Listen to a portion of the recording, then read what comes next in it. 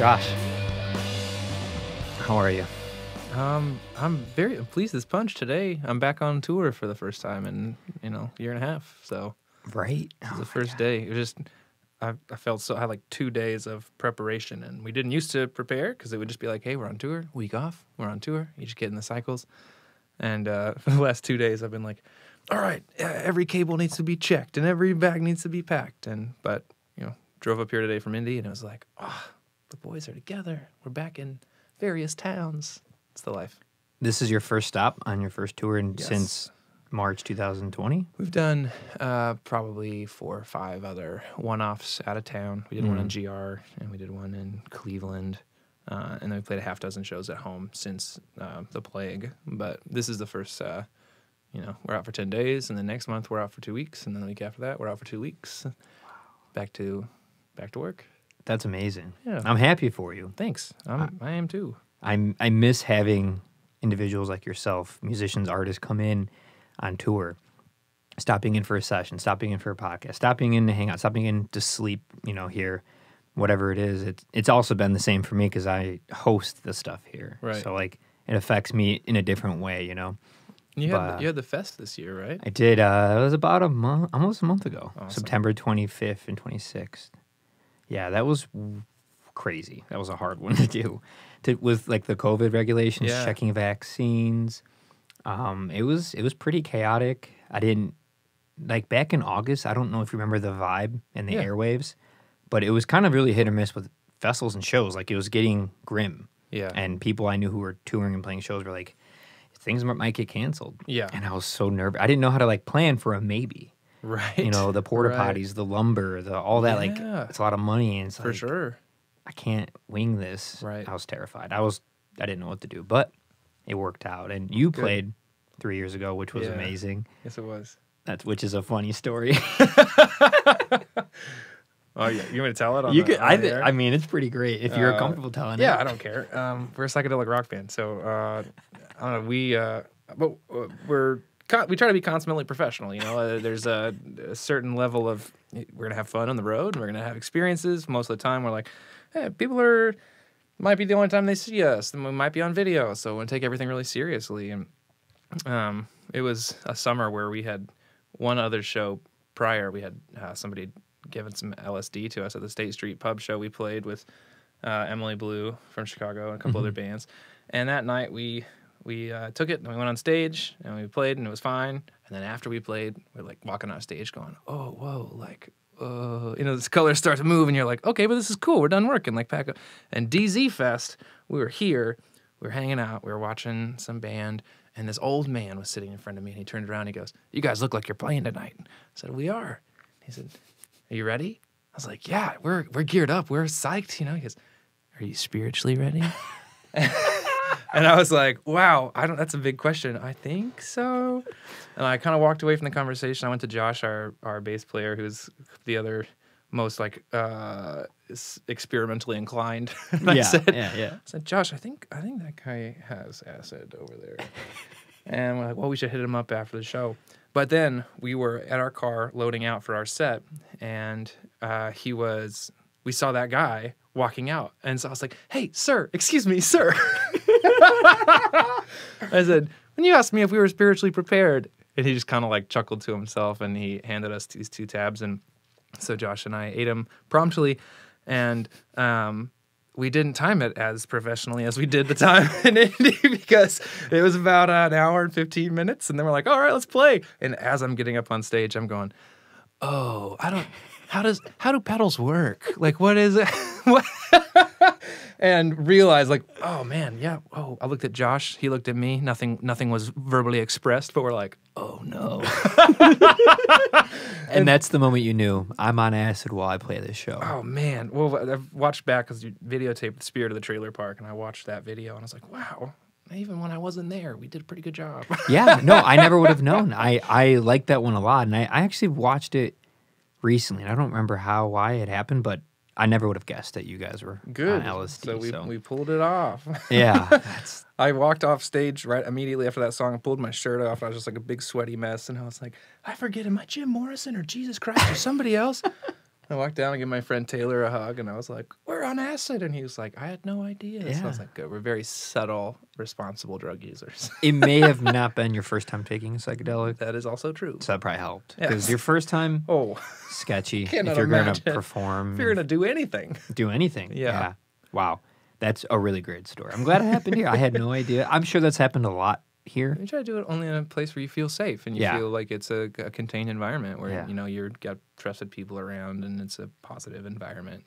Absolutely. Which it is. It is. You only get I've only ever had a bad time on psychedelics when I was trying to use them in an escapist way. Like if you're in a situation that is not great and you're like, well, maybe it'll be more fun if I'm high. And it's like, no, it's not.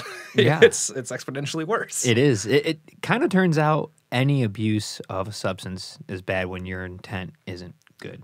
Totally. Up here. And I'm sure there are things that fall outside of that realm. I'm not sure about if there's ever like an ethical time to use opiates or, a lot of, did you ever watch The Midnight Gospel?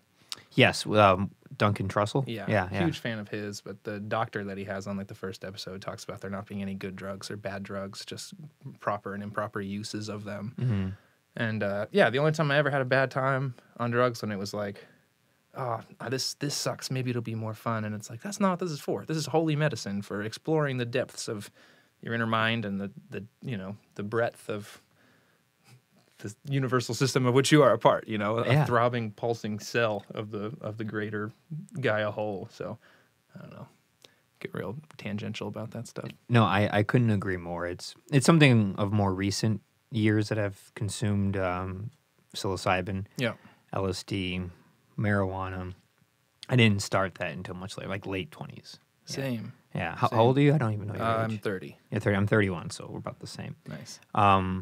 Yeah, I think it wasn't really on purpose, but I think that was smart because it allowed everything to form. Man, yeah, for sure. I don't know about like all the neuroplasticity data behind that, but I do know that like I was very straight and narrow until about age 26, which is when I had sort of a sense of spiritual liberation and began to just experiment and take things on their own basis instead of just shedding a lot of accrued bias and prejudices that you build up over the years.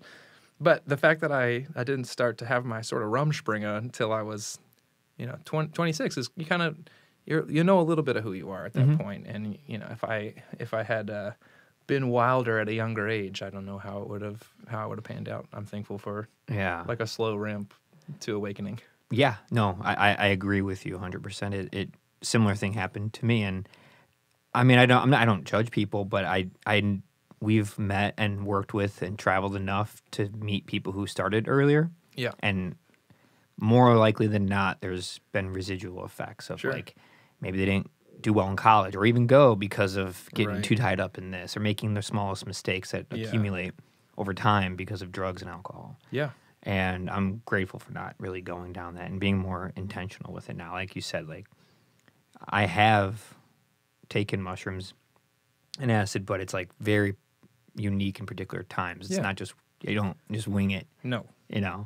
And safe places, right people, right environment. Set and setting, man. Set and setting. You always hear that when you never took them, and you don't really get it until you take them. You're like, oh yeah, that's important. Oh yeah. Yeah. Yeah, because if you come to the table with some neuroses or some anxiety or whatever, then the thing about psychedelics is like it is never. You can't take a psychedelic and have somebody say, "What's going to do this to you? It's going to make you feel this type of way." Because it's like, no, it's going to make them feel their own. They have their own biological fingerprint and their own, chemical signatures in their brain that are the psychedelic, especially psilocybin, with it being, just from the mycelia, from the earth, for like the most natural compound you could possibly ingest in like a drug sense.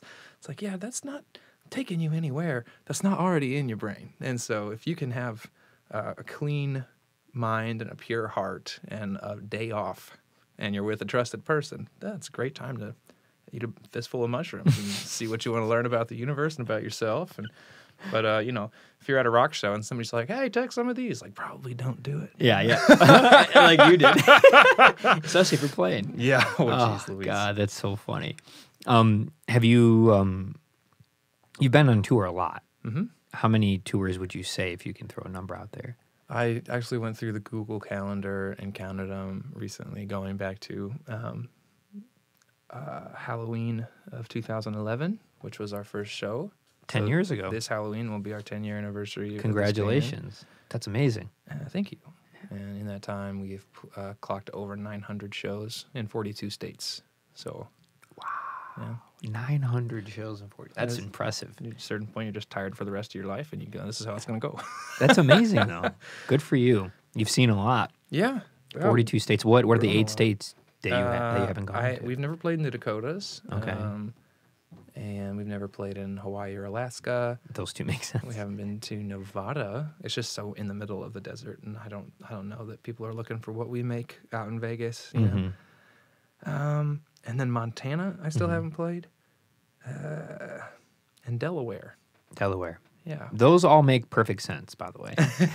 like if you told me to guess, I would have got like 7 out of those right. Yeah, totally. I think there's 1 or 2 more there, but yeah.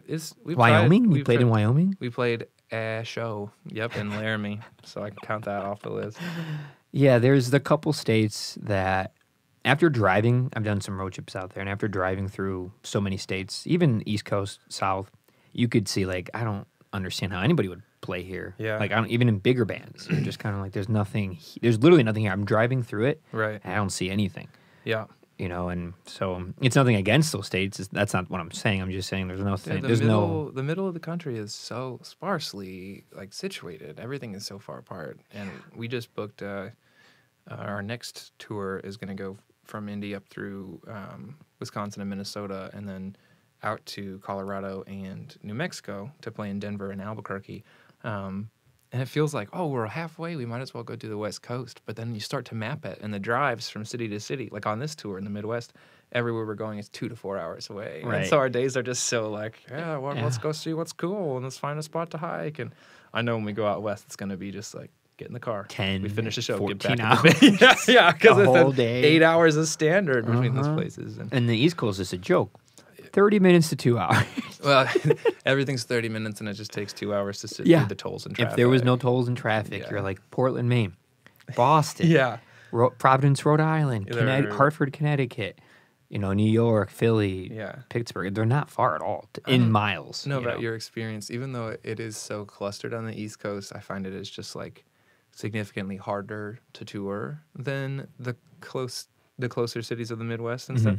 I think because of sort of the more celebrity stature of your New Yorks and your Philadelphias and stuff like that, the economy of it is just sharkier. Like it's much harder to make a good door deal in Baltimore than it is in Columbus. And you're also probably going to pay for parking and probably for a tow at some point. And something. Yeah, New York is challenging. It's tough. It's tough. I was there recently, 2 months ago. And the artists I met and worked with, like I could tell, like they love it there because the culture, the environment, the art. It's like the mecca of America when it comes to art and music. It's like the main city. It is, but it's so oversaturated and so cutthroat because it's like Indianapolis, Chicago, Colorado, Columbus, Minnesota. Minneapolis, not Minnesota. That's a state. These are like springboards to get to New York, LA. Yeah, maybe. So when you're there. Like, if you're trying to make it in something, you like go to those, or Nashville or something. I'm trying to make it, but I don't want to live in those places. That's what I'm saying, but, like, people who go there, that's their mindset. Oh, for sure. And because of that, like, you don't go any higher. So you're kind of, like, psychologically, I feel like it could be really hard on you. You're like, well, I'm in the final place. Right. But, like, why am I still playing? I can't even get a show. And when I do, there's 7 people. And when there's 50 people, I don't make enough money. It's all over the place. Yeah. Oversaturated, very, very sparse with, like, those connections. And it can come off... I don't know. The bigger the city and the more transplants there are, it could be hard to be very genuine. You get a lot of disingenuous characters that way.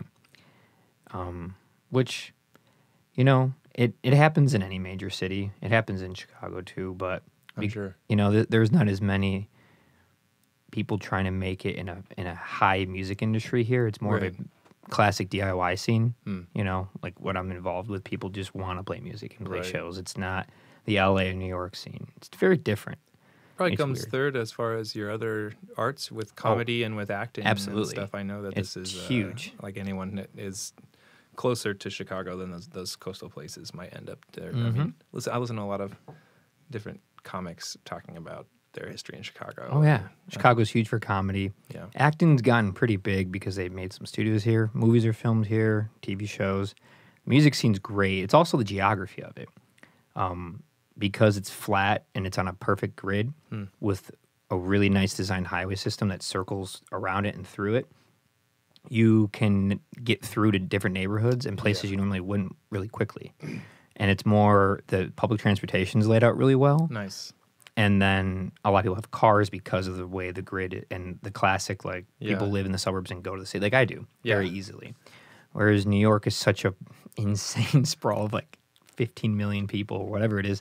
You can't even drive. Like, when I was leaving, to go 7 miles out of Williamsburg, Brooklyn, through Manhattan to New Jersey, took me like an hour and a half to go 7 miles. Yeah. On a Sunday. It wasn't a work day. It wasn't rush hour. And I was like, that's the main, the biggest prohibition between me and like living in New York. It wouldn't be just, I think about the people that I know that work there, and it's like, oh man, you don't have the freedom to go on tour, because if you leave from your job for more than a week, then you're not going to be able to afford to keep your bedroom that you rent for, you know. But the thing that kills me is just like the people that I know who live there, like, oh yeah, well, having a car is just too much, so I just don't have, I'm like, dude, my car is I feel more at home in my car than I do at my home. Yeah. Like, it is a sanctum. It's like a totemic of my liberty to move about the country at will. And so I'm like, what do you mean you don't have a car? That's like not, you know. It's insane. It's insane, but that's your lifestyle. Like, I'm the same way. I drive so much. You drive a lot for touring.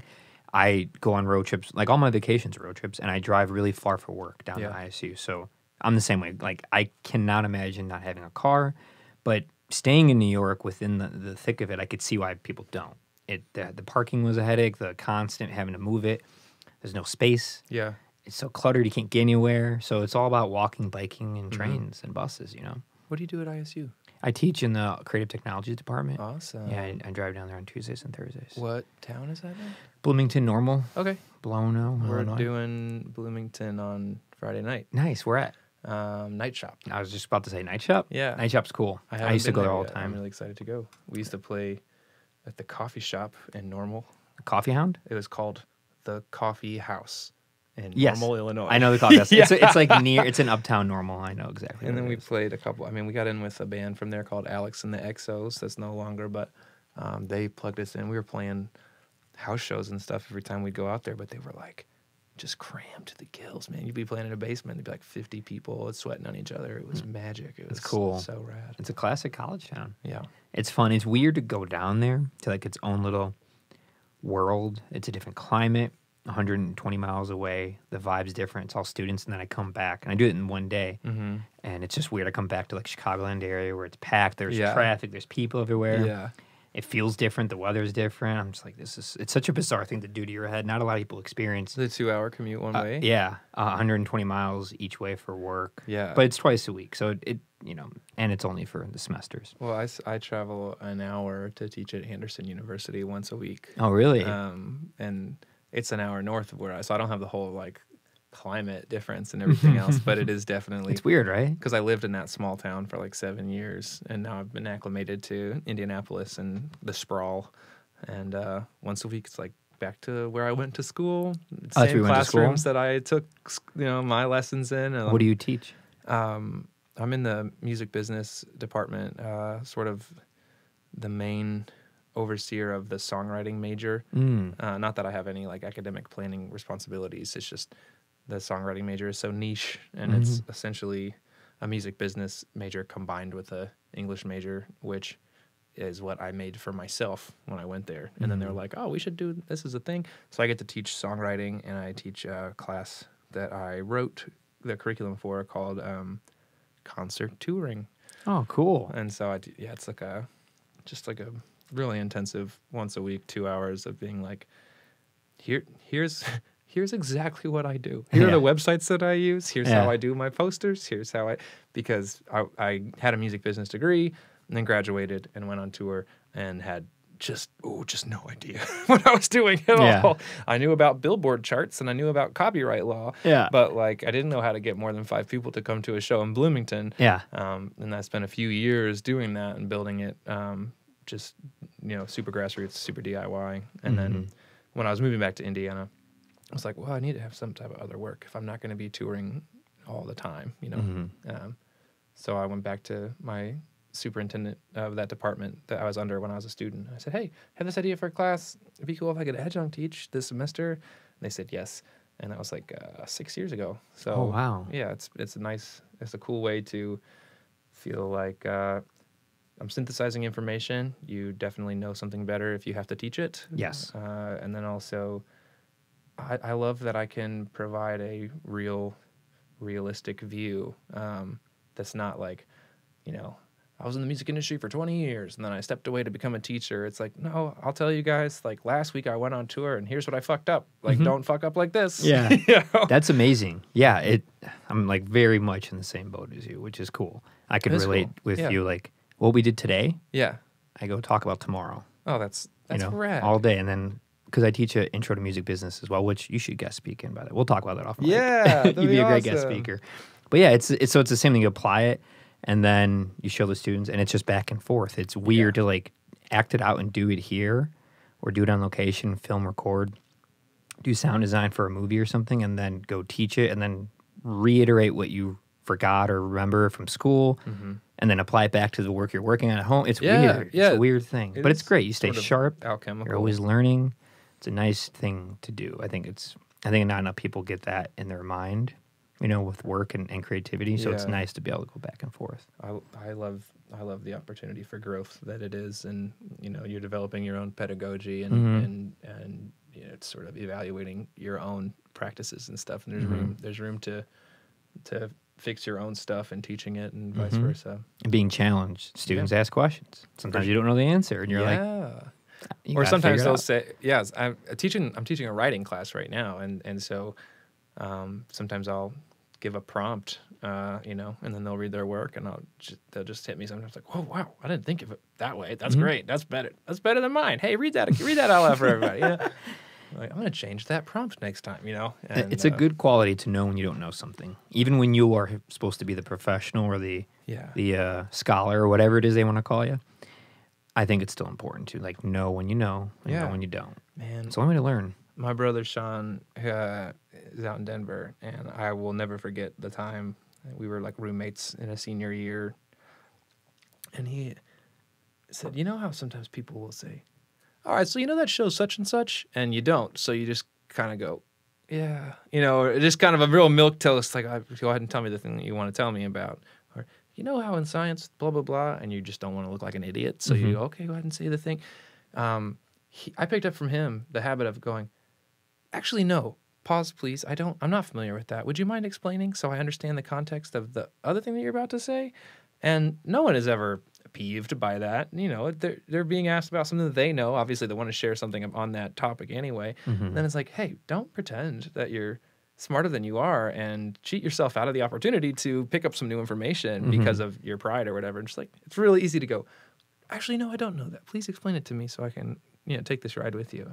And there's power in humility and modesty, It's an excellent point, and I agree with you. I do my best all the time to do that, and it can be harder with like younger minds because you're like, I'm supposed to be like the leader, I'm in charge, but they even learn. I think it's better for them to see an adult, the person who's supposed to be, who knows it all, to admit like, actually, I don't know that. Can you elaborate? Can you explain like what you just said? And no one's ever mad at it. I think people actually like that. They're like, wow, not only do I get to explain what I wanted to anyway, but that person admitted something. You can inspire them to start doing that too, instead of everyone wanting to be a know-it-all. It's like, we all have Google on our smartphone. That doesn't make us smart. The phone is the smart thing. Like, we're just using it as this vessel to obtain information we kind of can recall, but it's we're not an interweb. We can't make sense of all this, So it's good to know when you know and know when you don't.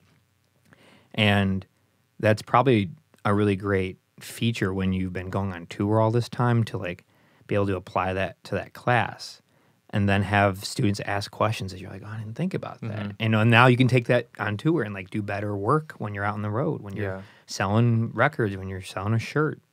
How many do you have vinyl? Do you do vinyl? We this tour right now is the first time that we have vinyl for our, or we just pressed our new record, Skeleton Party.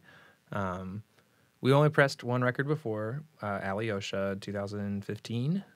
Sold out of those, and like I have one left, you know.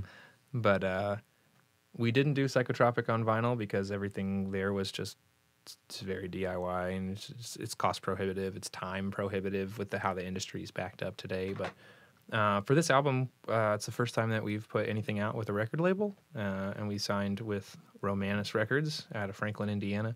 And so they put up the coin to a really cool pressing of Skeleton Party that's it's like clear vinyl, but it's splattered with black and orange and filled with gold leaf. And when does that come out?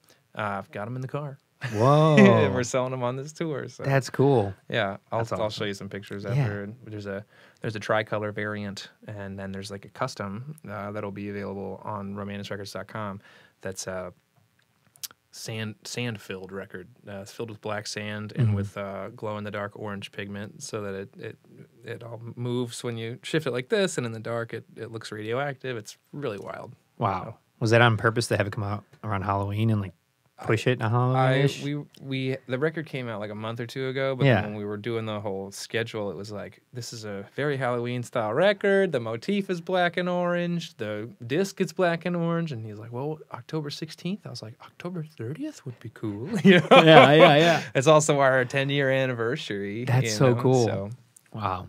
That's like serendipitous. yeah, man. Very cool. And you have 4 records?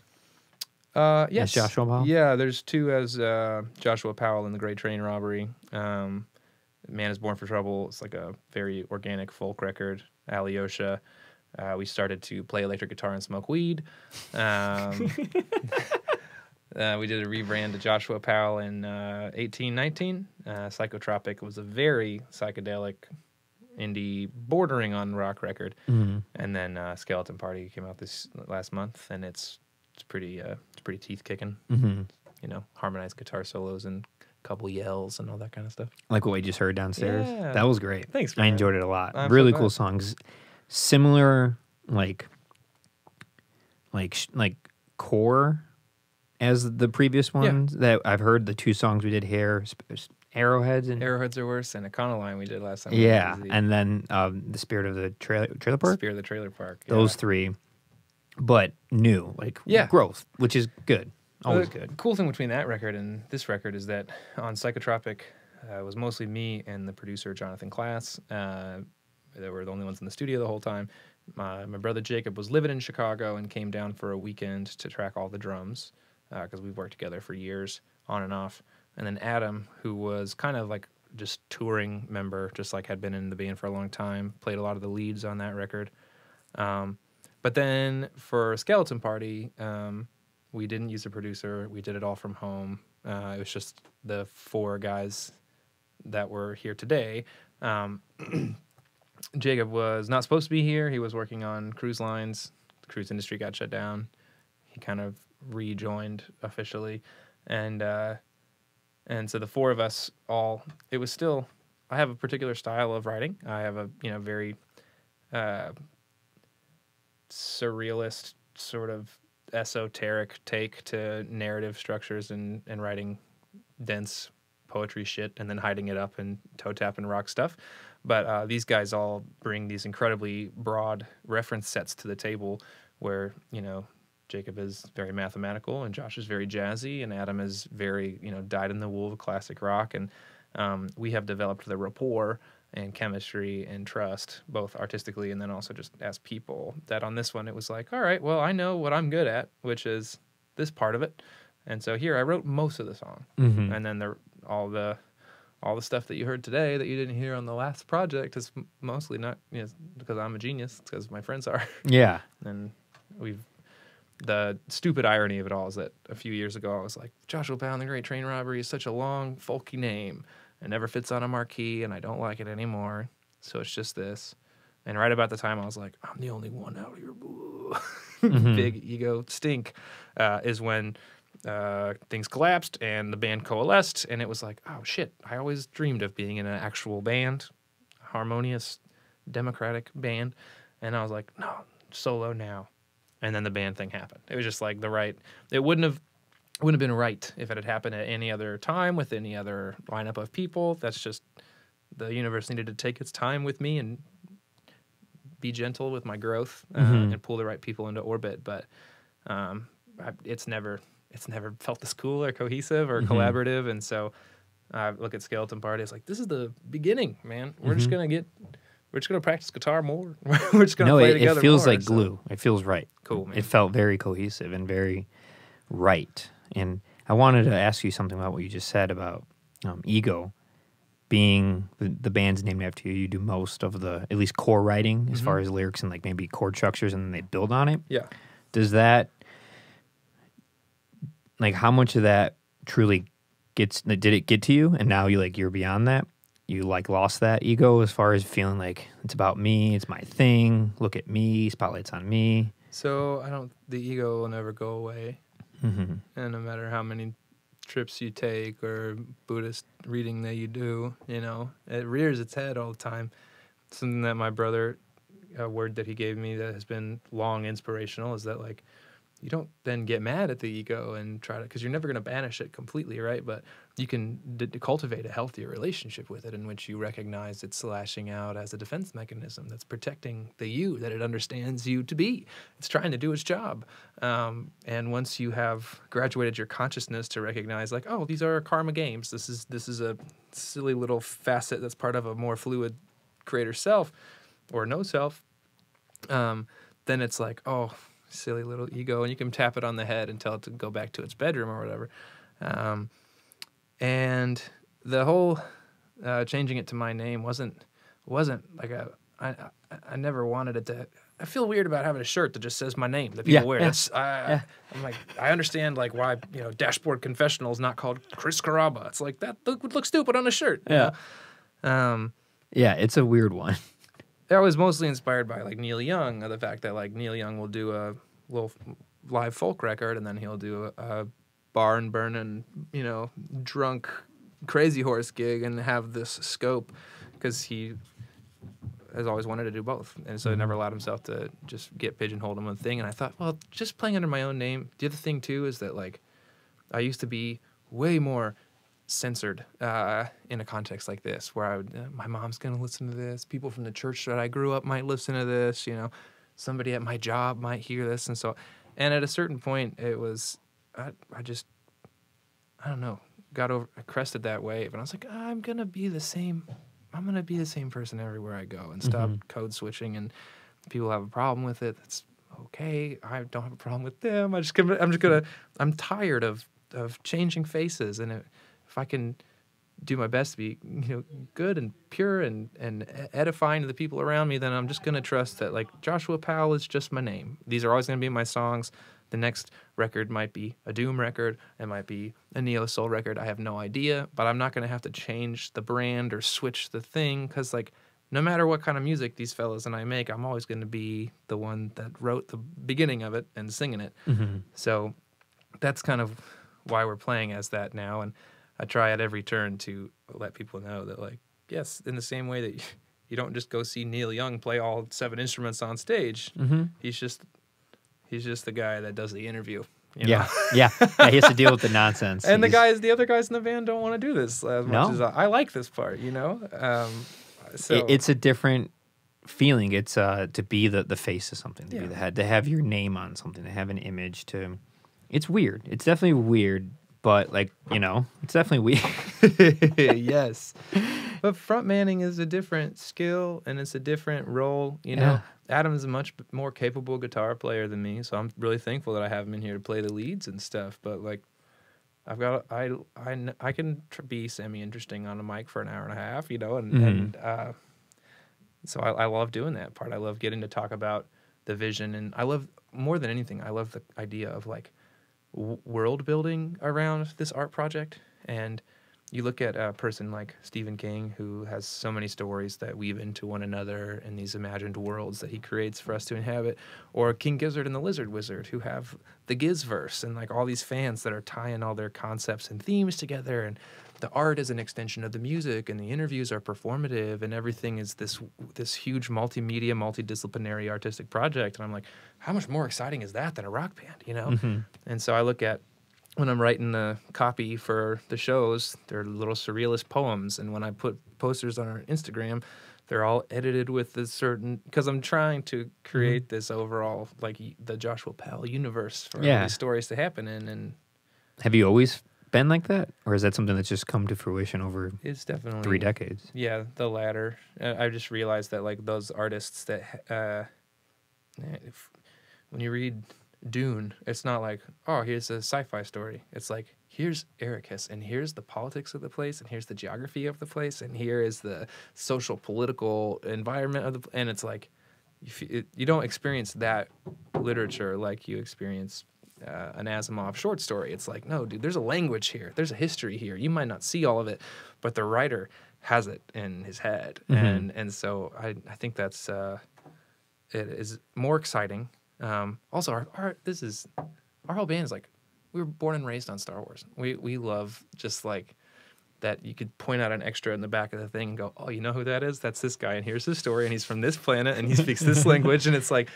So you're like a sci-fi. I obviously you wouldn't say nerd, but you're really into sci-fi. I'm more so into horror. Okay. But sci-fi was my on-ramp into genre stuff as a youngster. And then my tastes like darkened and stuff, I guess. But yeah, still dig sci-fi. And Adam and I are still really big Star Wars nerds. But what did you think of the last 3? I love 8. I love Rian Johnson's The Last Jedi. Yeah. Okay. Yes. Wait, before we go further with that, I was just talking about this last night, and I was like, I need to rewatch him. I have a feeling I might like 8 the most after seeing all 9. Yeah. Or the last 3. But there was one thing that I couldn't wrap my head around, was when Leia just gets exploded out of the ship, is like floating in space and comes back. What are your thoughts on that scene? Pretty stupid. It's okay. Pretty Mary Poppins. Okay, I thought so too. Yeah, but there's Star Wars movies, Kanye West records. There's always 3 or 4 points you're like, ooh, just cringy. You're like, somebody should have had an editor in there with you. But I don't know, episode 8 from Star Wars was, because the first, the prequel trilogy is all retconned, so like you could still have a wild ride, but you know what's gonna happen, right? And then 7, 8, and 9, we're just like in this uncharted territory. 7 is just 4 again, so you're like, okay, cool, like cool effects, like excited to see where these people go. 8 was the first time you'd been surprised by a Star Wars film since Empire Strikes Back, because ESB came out and it's like, the bad guys win. What? Yeah. And you like it was just a revelation of storytelling. And ever since then, we've kind of always known what to expect. And then Rian Johnson was like, yeah, dude, shit changes. That's wild. Maybe it's not this, this material dualism. Maybe it's not about your heritage and your family. And then I don't know, I thought it was really bold. I wasn't sure I loved it immediately, but I was like, I'm thinking about this Star Wars movie. What a crazy. And then 9, I remember going to the theater, being just like so inundated over sensory, and then I was like, wow, that was so fun. And then I thought about it for a day or 2, and then I was like, oh my god, that movie sucked. Yeah, it was like, it was bad. It was the worst. It was the worst one out of like all of them. All of 11 of them, man. Yeah. It's rough. It was rough. Bad, and it had the turning point that made it bad for me was when, as hard as it is, but it just would have been one of the craziest twists. Is Chewbacca should have died. Chewbacca should have died. I would have. Not that I wanted Chewbacca to die. Of course but not. He should have just died. Because that would have made this. Oh my God, Chewbacca's the people's favorite for movies. That's America's dog dying. Yeah. It's real gravitas of like some emotional stakes. People would have been like, really? Chewbacca, like the cutest thing ever? Well, Chewbacca dies and comes back. C-3PO dies and comes back. They both should have died off. Yeah. And that would have been like, yeah, this is a dark way to go. Seriously. But it's Disney. They can't be dark. No, for sure. Which they can, because they own Marvel, and Iron Man dies. So, like, what the heck? They own most things, I guess. I guess they own too many things. So what was your decision to go with that record label? I'm just going to go right back to that. Totally. Like, why that record label? Have you tried others? Have you been approached by others? I'll tell you, on Psychotropic, I pitched to like 100 labels. I was curious. I had certain ones I was into, but I was just really interested because I've been doing it by myself for so long. We have a licensing agent in Los Angeles who helps us with TV sync licensing stuff. But besides that, it's always been like a one-man operation, and I do all the booking and all the press and all the promo and all the graphic design and everything else. So I'm tired and I want to grow. And you know, that's what you're quote unquote supposed to do, to get signed. And I know that getting signed is not it's obviously not like the ticket out, and it certainly doesn't mean what it used to either. No. But I would be lying if I didn't say, like, I was 15 years old and my dream was like, I want to have a rock band signed to a record label. You know, seems like a pertinent growth step. So I put the feelers out about Psychotropic. I got a big fat 0 amount of interest back. I actually got 3 out of about 100 emails back, just saying no thank you. And one guy said no thank you, but try these other 3 labels. And I looked at them, and you know, they got like 200 Facebook likes or whatever. I'm just like, why? You know, how is this going to help us? Yeah. Chris Banta, who is the CEO at Romanus, plays in a band called Brother Oh Brother. We met on the circuit. We actually were in St. Louis playing with our friends, the Manus Brothers. Met those dudes. Realized that they were also Hoosiers, so ended up just becoming pals around the scene, playing a lot of shows together. We talked about Psychotropic on that label, but he didn't feel like he could sell it. It wasn't like his bag. It's a more aggressive music on that label, like generally like fuzzy, psychedelic, garage kind of stuff. So we were like, okay, well, we don't need to work with you, but you're great. Like, we like you. Let's be pals. And then Adam started working at the label part-time. While we were recording the first 2 songs from Skeleton Party, he like leaked the demos to Chris, and I was like, don't show anybody what we haven't finished. But Banta heard those songs and was like, whoa, this is different. I love this. If you can give me a record worth of this, then like I'll put it out in a heartbeat. And that's all I needed to hear. Like, I was on helping my parents paint a house, and I was like, hold on, I gotta take this call. And I just came back. I was like, Mom, somebody wants to give us a record deal. Just like, that's so cool. That moment was just like my heart's exploding. And so we went back and we finished the album over like 6 months or something. And it was, like the pressure of like, it has to be in by this time or it's not coming out. And it was the fire that we needed underneath of us to get it done. And I love the label because they are small and we do have a personal relationship. I know that they're invested in us, that they believe in us, that they see our work ethic and see when you work with a startup or, you know, a smaller group, especially if you have, you know, if you have chemistry, you jive, you're synced up. Then you, as you grow together, like every small victory that I have is a small victory for him, and vice versa. And we're growing with each other, and it feels just feels nice to not be alone in the water with all the sharks. To have a buddy, you know, somebody else that's looking out for opportunities for us to grow, or will call me and say, you know, hey, you just fucked up this post, like go back in there and fix the video, or you know, somebody that will. Met me at a record store in Indy yesterday to make sure we had enough vinyl before we went on tour. Just having some family that's there to support, that has true advocate, because he definitely knows. You know, they toured like mothers, but there's so much about the world of labels and about vinyl and about manufacturing and all that. It's another whole aspect of the business that has nothing to do with booking or nothing to do with networking, and so it's also been a huge growth experience for us to get to work with him and see. So just learning. I'm just learning more about it. I don't know, learning with other hardworking, pure-hearted DIY Hoosier boys. That's cool. So that's cool. So everyone involved within your band and the record label's all from Indiana. Yeah. Technically, Adam was born in Ohio, but he's been in Indiana since he was 18. Okay. Jacob and I were born in Florida, but we've been in Indiana since we were 18. Okay. For college?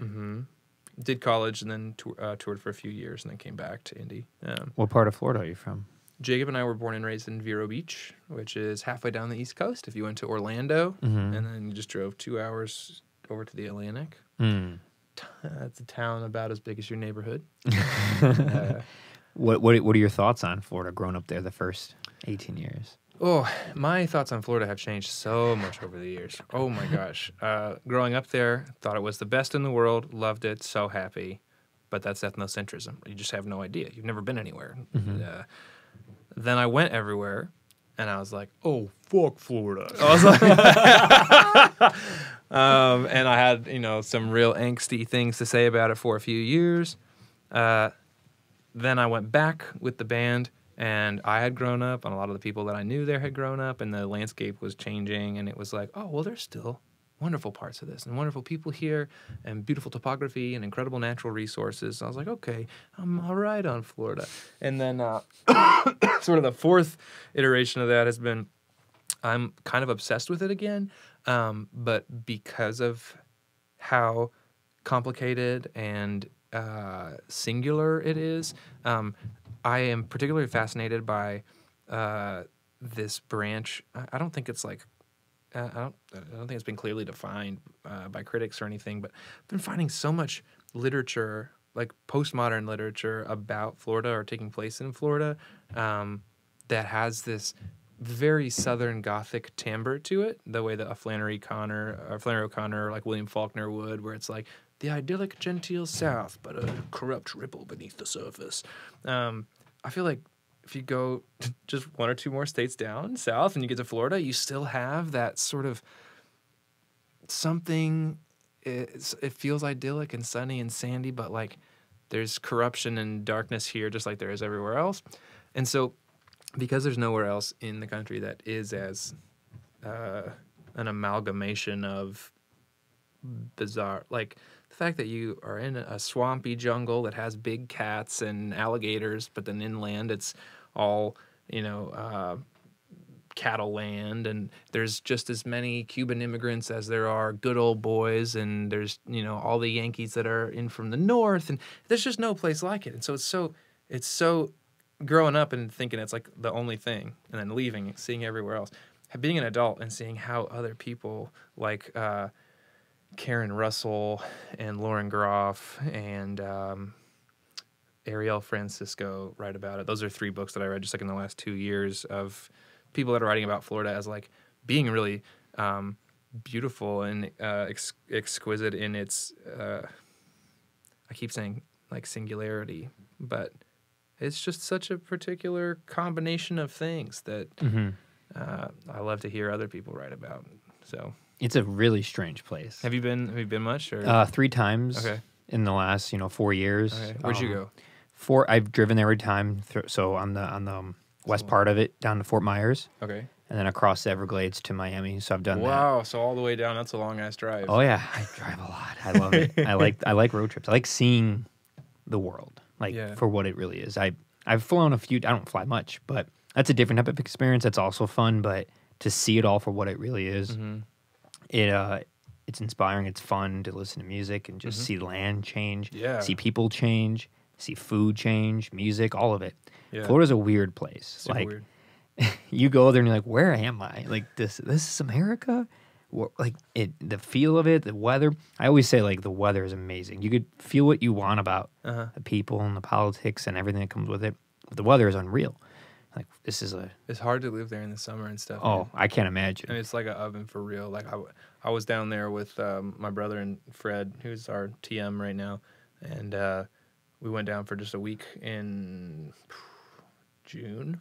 And it was like we would walk from the hotel room to the van, and you'd have to change shirts. Yeah, like it was just soaked. Worst humidity. It is the most humid in the world. But I've only been there like winter seasons. Well, it's amazing to go in the winter. Like January, March, like that's it. That's when I usually go when I plan it, because I have a friend there. It's like, I'm going in January. I'm going in March. The first couple of years of touring, we would go do a week or 2 in Florida every January or February, strategically, to just dodge the shit weather. Yeah. Do you plan that with any southern driving, like Texas, Louisiana? You try to do it more in the winter? The first couple of years, that's exactly how we did it, except one year we stupidly did New England in the winter, and it just took one time of doing that to be like, nope, not again. No, not again. But we also haven't been to the South in several years, because one of the last big national runs that we did, we felt that between Georgia and Arizona, people really just weren't loving what we were doing. I just played a really depressing string of shows through Alabama, Mississippi, Louisiana, and Texas, where I was like, oh, what? Why am I here? Like, we're doing the same thing that we always do, but like and I know this is just, you know, a limited experience set, but it did feel like people in Mississippi don't want to hear your band. Sometimes it's true. Like, not every region likes every style, right, or even has the same mindset of like going out to a show, at a venue and getting a beer and buying a vinyl. Like, not every area, certainly is not part of every that. city, and I think it'd be unfair to like paint. Because listen, I mean, I hope this doesn't come back to bite me in some future, you know. But like, I don't like Texas. I don't like it. The whole state, it's a big state. I mean, I've had some good times there, and I got some good friends that I care about in Austin and Dallas. But like, it's hot. It's super Republican. It's super desert. It's I was two times. I swear to you, 2 times I've driven into Texas from another state, and the first time I get out of the car at a gas station or something, like the looks are one thing, but I swear to God, the first time I drove into Texas from Arizona or New Mexico, whichever one is there, got out of the gas station, walked in and to a gas station, and everyone's smoking cigarettes and eating fried chicken inside of the gas station, and this guy looks at me up and down and goes, "What are you, from Colorado?" And I was like, dude, I'm just here to buy gas. I'm a human. Like, for those listening, explain your piercings. To why someone would say well, that. I have 16 facial piercings, and I have a beard, and I have hair down to the middle of my back. So I guess jewelry, tattoos, clothes. Yeah. I get the same thing, but it's a completely different thing. No one says anything. They're just like, he's not from here. In every way, shape, and form. Well, you're not the from colors, around here, the patterns, the sandals, the vibe. They're just like, we don't know what he is, but he's not from here. And you get looked up and down, up and down. Did you do the sandals year round? I do them until I go pretty far with it. I can do sandals from like March to November. I run real hot. I had a prof, like one of the eclectic profs at AAU, who he was known for shorts, socks, and sandals year round, like he did in the winter. Oh, I don't rock socks with the sandals. It's strictly because I'm like hot. Like, I need the least amount of material touching me. It's like I don't wear shirts under my shirt. I wear these like pseudo swimming trunks. Nice. 'Cause I just need to breathe. I'm always like steaming, and it sucks. It's probably a thyroid thing. I don't know, but I'm always hot. I bring 3 shirts to every show that we play now, because I'll usually sweat one down after load in, and then I'll definitely sweat one down like I was in a pool during the show, and then I have to like go sell merch and talk to people and stuff. So I'll take 3 shirts, and sometimes in between playing, I'll be wearing a shirt and have my hair down, and then I'll get off stage, put on a different shirt, put on my eyeglasses, and put my hair up, and be selling merch, and people will come up to me and be like, "Did you see that band, man? What did you think about that show? Pretty good, right?" And I'm just like, "Oh no, dude, they sucked. They sucked. I didn't like them at all. It's me from that band. I just look slightly different." Like Superman over here. Yeah, That's Clark so Kent funny. mode. Yeah. Do you always sell your merch at each show? Like, you personally go by the table? Generally have in the past, and I still will definitely make a attempt, at least right after the set, to be there to speak to, because some people want to buy merch, some people just want to meet you, talk to you. You know? Sure. And it's really important to me to remain accessible to our audiences and not to ever, well, I'm the front man, so I exit off the back, blah, blah. And I dream of having that amount of privacy someday, but it's like right now, it's like, for what we do, this is still the Bernie Sanders school of music tours. Like, this is all about the one-to-one connections that we make with people. And it's very pure in that way still, where it's like, especially having built as much as we have without any other apparatus, it's like, dude, everyone who likes our Facebook page is someone that one of us has met, or and that's not really true, but like, that's how it feels a lot of times, is that, you're shipping out T-shirts from your house with stamps.com, and you're like, oh yeah, so-and-so, we met them at that show in Salem, Oregon, and but you know better than most. That's how you get to be that person that gets to exit out the back into a bus, is by doing what you're doing. I think that's the truth, and just with since this record came out, we are always trying to keep things trim and slim and efficient, but we are traveling with a 5th man now just as often as we can, or just a 5th person. to help. Because even if I am there after the show, if you have a person who is selling merchandise all night, people are going to walk up and talk and buy and whatever. And you can make 2 or 3 times as much money on T-shirts and CDs if you just have a human that's standing by the thing. Absolutely. And so having that and like some help with load-in and someone to help with pictures and that kind of stuff, just another ally for the band. And in this case, we're on this tour with our friend Fred Miller, formerly of the band St. Aubin.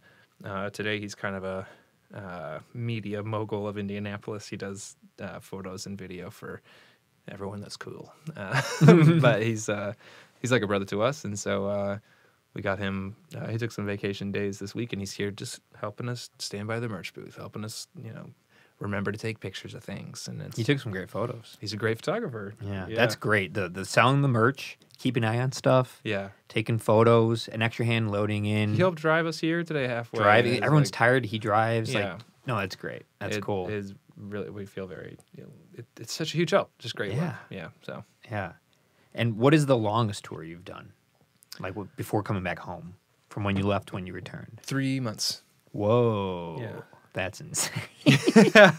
Well, when we first started, we did that, and then we took off 2 weeks, and then we did it again, and then we took off 2 weeks and did it a third time. So we were on tour for basically 10 months when we first started doing this. When was this? What year? I graduated from college in 2013, so in the spring, in May, and then we left on tour in June. That's like the only time you can do it, like 22, 23. Oh my God, dude. People used to say to me all the time, oh, do it while you're young. And I'd get so like, no, anyone could do this. Don't, fuck that kind of thinking. You could be doing this right now if you wanted to. You should have to believe in yourself. Blah, blah, blah. Like, what a fucking 22-year-old moron, dude. I'm 30 years old today, and I'm like, woof. 10 days, better be stretching and make sure we have a lot of water and, safe places to sleep. The body ages. Dude, it ages. The mind ages. Fast, bro. It's the difference between just two. Here's a crazy thing. Psychotropic, pretty chill music, not that taxing on the body. Skeleton Party, we wrote, it was like, hey, let's, people would hear psychotropic, but see us live and go, wow, it's much more rock and roll live. We actually like you guys better live. So when we wrote the next record, we're like, let's just start there. Let's just start with rock songs, and then we'll raise the dynamic floor so that when we go live, we'll crank it up even more. And the first 2 shows that we played on Skeleton Party, I almost did myself in. I almost passed out. I was heaving off stage. I was lightheaded and just physically exhausted beyond being able to function anymore because I didn't know how the music had amplified by a lot, and then we'd also taken more time away from doing that than ever. So I got on stage and I was cardiovascularly unfit to play a rock and roll show. Yeah, I fell on stuff, and after that, I started training. I re-upped my cardio regimen. Yeah. Hydration and stretching before the shows. Really pacing out. If you're drinking or any of that kind of stuff, just maybe have 1 or 2, but then wait until later because it's very physically demanding now to perform 8 or 9 songs that all have headbanging in them and running around and throwing your guitar and all that kind of stuff. It's a lot of work. Yeah. It's really belittling when those are just like, what are you, a musician? When you go on tour, what do you do for work? It's just like, you have no idea. To the mental and emotional stress of writing on a song, composing it, recording it, putting it out in the world and hoping someone likes what came out of your brain. And then having the guts to go around the world, around the country, travel. I made this. Do you like it? Do you like it? You're not sleeping well. You're in a van. Your back hurts because you're sitting all day for 12 hours driving from Colorado to Albuquerque. You guys have a lot of gear. You have to load all this gear, and every gear comes in a case to protect it, so you could use it for years in your investment. Those cases are heavy and they're bulky, and you bang your shin and hit your knee, and you have to stretch over weird corners and go upstairs. You've done this before. What's You've up? Done this before. I've done some things. It's exactly why I've been trying to be so healthy, because the last Easy Fest I did, I was like, I almost died. I was like, this isn't so exhausting to put this on. And, well, it's not the main reason why I wanted to be more healthy, but it's part of it, motivation to, do these sessions and drive down to ISU and then come do this thing, then work with that band, and, just stretch out my body and mind to be able to do all of it. It's not the most physically demanding thing. Like I threw boxes at UPS for 7 years. That was brutal. But when you couple it with emotional stress and mental and like spiritual, the whole thing comes together, and you're like, dude, it's a lot harder than you would think. And like, yeah, running around playing shows, changing clothes, then being like playing face, not playing face, but like keeping your composure to talk to random 20 people and you don't know, right. to try to sell vinyl, right. pack it all up, get in a car, drive the next place. You don't really know what's going to happen, who's going to turn up. It's just like, it's stressful, and that stress adds to the pain of it, like what makes it hard. It's a lot more difficult than people give it credit for, and it's very belittling and insensitive and rude when artists and musicians don't get at least the respect and, like, I wouldn't say praise, but appreciation, recognition. We just want to be seen. Yeah, everyone listens to this music. Like the person in the medical field, the person in STEMS who has a great salary, works crazy hours, but could work 9 to 5. What are they doing in between all that? They're listening to music. They're putting on Joshua Powell. They're listening to a podcast. They're going to an event to see a show. Like that's what they do in their leisure time. But that's not leisure time for you. That's what everyone else is working for, to get to the point where they can enjoy media, so they can go out and have an artistic experience or whatever after they have taken care of their lower Maslow's hierarchy of needs pyramid base. It's like, we worked, so now we can go out to this concert or whatever, and that's the work part for us.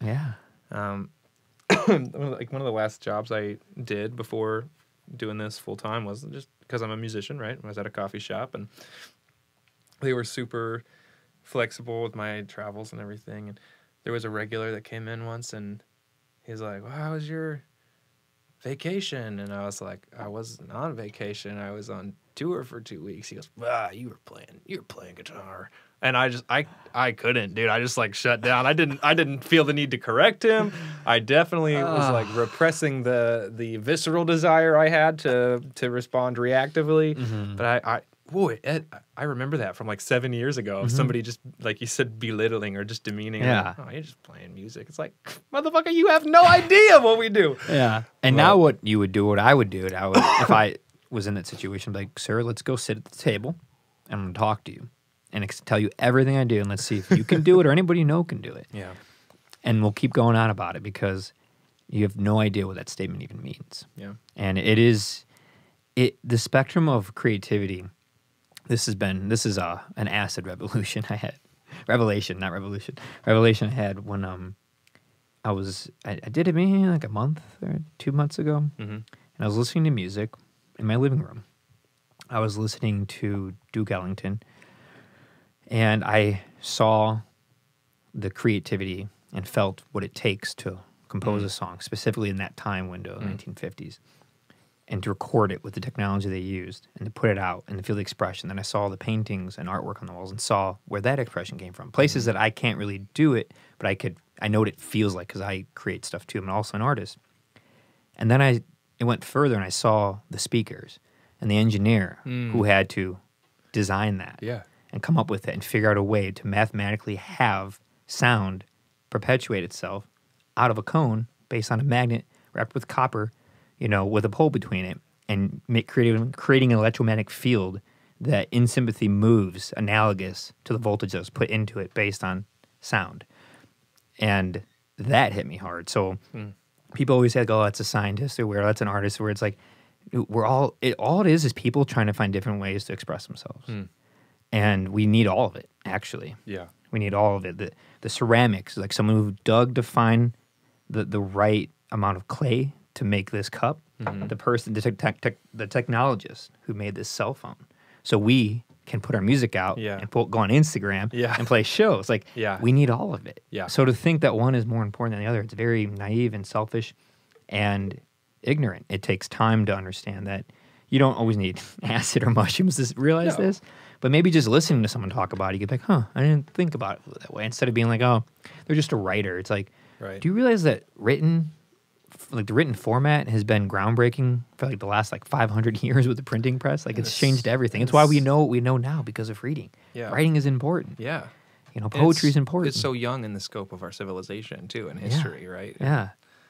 It's crazy to think about. It is. It's unfortunate when people who work certain jobs just are like, it's the frustration of like the arts at a university, the funding it gets compared to STEMs. Yeah. When it's like, yeah, STEMs is important. Like we do need that.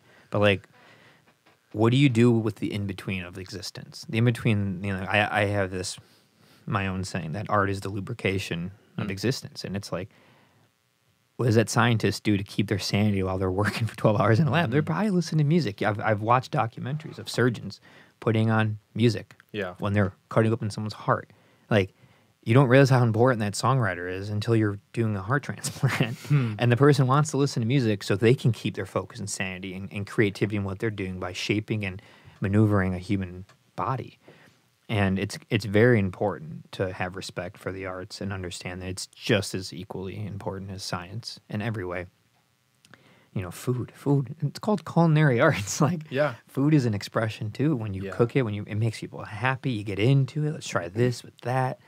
Oh yeah. It's. Do you ever run into that? Like you had that story about working in a coffee shop. Has it happened more recently? I think it's just a part. It's a part of your. It becomes ingrained in the macro experience of doing arts occupationally or whatever. Because of course, you and I can sit here as creative individuals and entrepreneurs and just have a complaining session about how unjust it is, right? And it's like at a certain point, like we have to allow ourselves that space to vent. But at a certain point, it's not productive for me to fixate on that or to think about like, oh, if only when society is just, then and it's like, hey, take the bad with the good. You could have.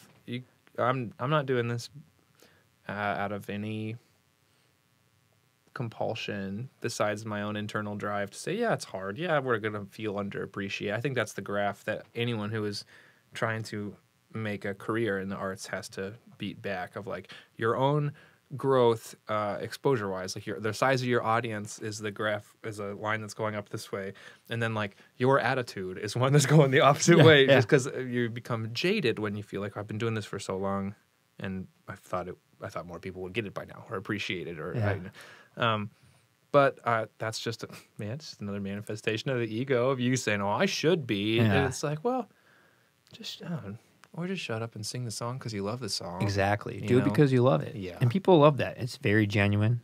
It's authentic. So. And that's the beautiful epiphany of that experience on LSD, looking at the speakers, like realizing it's not a competition and one isn't better or something. Like you need all of it. Like to listen to music, you need the speaker. Yeah. To have something put through the speaker, you need music. Like, so we work in this nice connection with each other, again, in sympathy with each other. You need all of it. And that's why it's like, I guess my tone feels more like a complaint, but I'm really like, I appreciate it.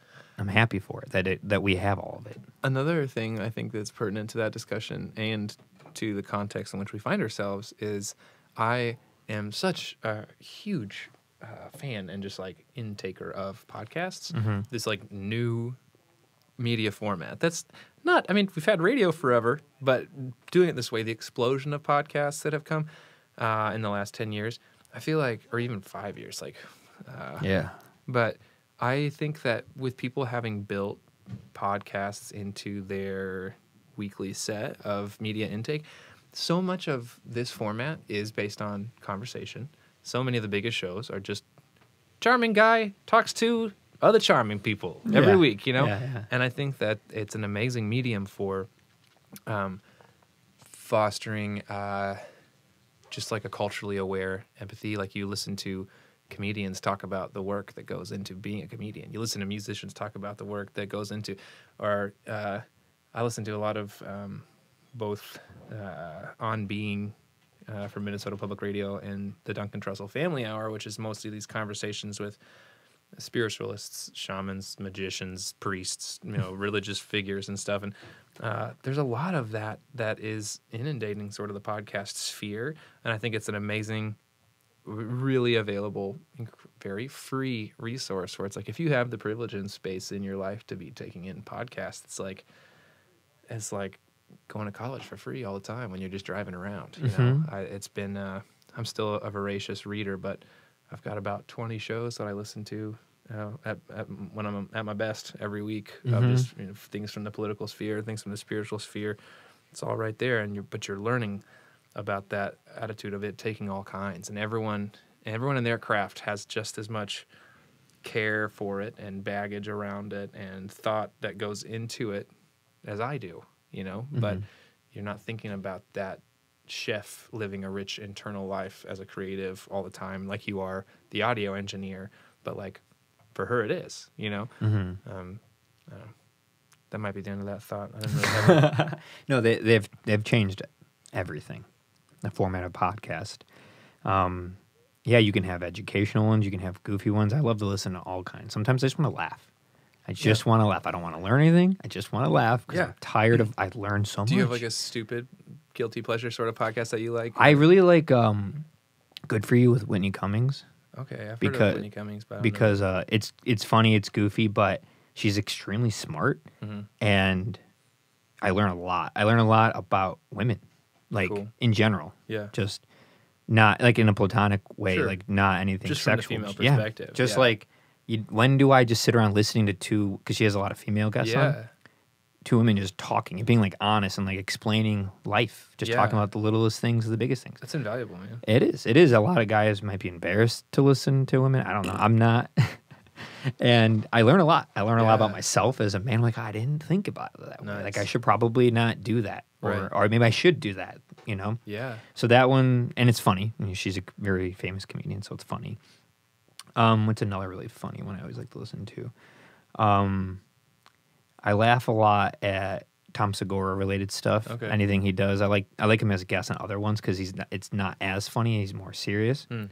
But yeah, I just like to listen to like different. Duncan Truss one's great too. Mark Maron's one is good, but that one's can get pretty serious. Yeah. Yeah. I don't know. All kinds. People refer ones. I'm like, I'll check that one out. One I really like as of like the last 6 months is the Andrew Heberman podcast. He's a Stanford professor of ophthalmology and neurology. And it's essentially like taking, a neurology coupled with like bio and chemistry 101, Stanford course. Awesome. Like every week for like an hour and a half. If you took notes like on paper or a laptop, you really would be like taking a course. And he even kind of admits that because he's a expert in that field. And I learned so much about diet and exercise and light and sleep and health and like just anything with the mind as far as just being a better human. Yeah. And physically, which has been really helpful. Like if you're trying to be healthier in any way, it's a very helpful thing. And he's really good about it. And he's so good about it that like, if he makes a mistake and someone writes in the next episode, he'll like, oh, I made a mistake here, and he corrects it. So love that. Yeah, that's cool. That's awesome. Yeah, it's between that and like YouTube, you could kind of learn anything. Yeah. Like when someone's like, I don't know how to fix that. It's like, if you kind of know what a tool is, just go on YouTube and you can learn how to fix anything. It's so real.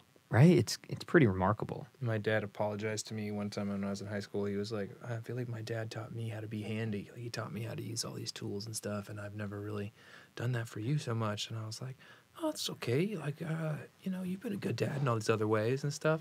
And he's like, well, thanks. I also figured you have YouTube. So I was like, YouTube, our new father since 2005. It's true, but as you know, as everyone knows, it's a lot better for learning when you are physically shown that, like as a kid. Sure. You can gravitate towards it. You can learn how to, if you learn how to use tools and fix things as a young kid, you can start applying in other places. When you're like, I never fixed the hinges on a door, but I have fixed this, so it's probably not too different. So I could probably figure that out. Yeah. Whereas if you just never did any of it and you're like, YouTube, but like I don't even know what a power drill is or how to change like the torque on it. So like, you don't even know where to begin. People get intimidated, Well, it ties back to the idea of we had to take the Asvab when I was in high school, which is like a military test that's designed to show where you would be a good vocational fit. Like there's 16 different intelligence sets that it ranks close to an on. IQ test. Yeah, but it's more so like, well, if you're really good at math and you're not good at language and you're not good at being with people, then we're gonna put you into like this department. You should be an engineer. Yeah, exactly. You should be a mechanical engineer. And that's so funny. Mine was like, had a high musical set and a high verbal set and a high interpersonal set, and I was like, great. So I would suck at the military. That's so funny that you say that, because that sounds very similar to the IBM test that they administered in the early 60s. I read this really disturbing book called Brotopia, Breaking Up the Boys Club in Technology, Silicon Valley. Talking about all the terrible things men have done to women in technology. Sure. It's bad. But how it all kind of started was in the 60s. They had a test like that where it essentially is geared towards men, maybe inherently, but also in a social way where men are taught in a social way to like be handy, be stern, be this and that. And the test was pretty much saying if you are that, then you should be an engineer, which means most guys. So it was kind of excluding women. Yeah. Even women who would be good engineers, they weren't raised to be that way. So when they took the test, it didn't really skew towards them. It went away from them and kept them away. And the test was made by similar people who just kept breeding. So it has the appearance of not biased because you're just like, look, you just took the test. Yeah. But the test is designed by men. You know? So it's by men to think a certain way based on social norms and possibly even just like natural biological things, which aren't always the case. So you don't always have to go based on that. But I would say way more towards social reasons, not really inherent ones. But that was kind of the beginning of what created such issues in having an unbalance of female presence in technology. And then there was other things like, I forget the model's name, but I think it was 1972, the first digital printer. The engineers wanted to use something colorful that covered the color spectrum. So what they used the centerfold of a Playboy magazine of a naked woman. And that was the first digitized printed thing ever. So you just have... And their excuse was like, we were just looking for the full color spectrum. It's like, really? Yeah. I'm sure you could have found that in a National Geographic photo of like a flamingo or something in Florida. I don't know. Like, why you had to choose a naked woman? Like, it set the standard. Just building in patriarchy from the jump. Yes. Yeah. And reading all that, I was just like, this is insane. And what women had to go to, like the lengths they had to go to, the suffering to just have a voice. And it's still bad. It's still really bad. But so that test you mentioned kind of reminded me of that. Yeah. It's weird because you put people in a box based on a test, and like I'm terrible at tests. I'm so bad at exams. I never did well in high school with the standardized test, the ACT, all of that. That's not how I learn. I learned through. Like we don't come standard.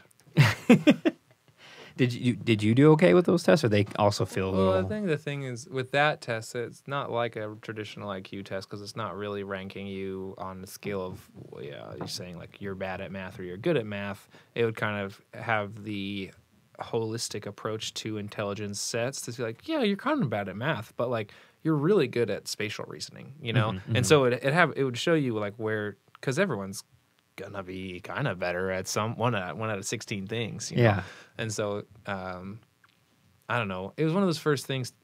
Any test like that has a certain amount of benefit and a certain amount of danger that's intrinsic to it. If you look at the Myers-Briggs test, or what's the fucking number one,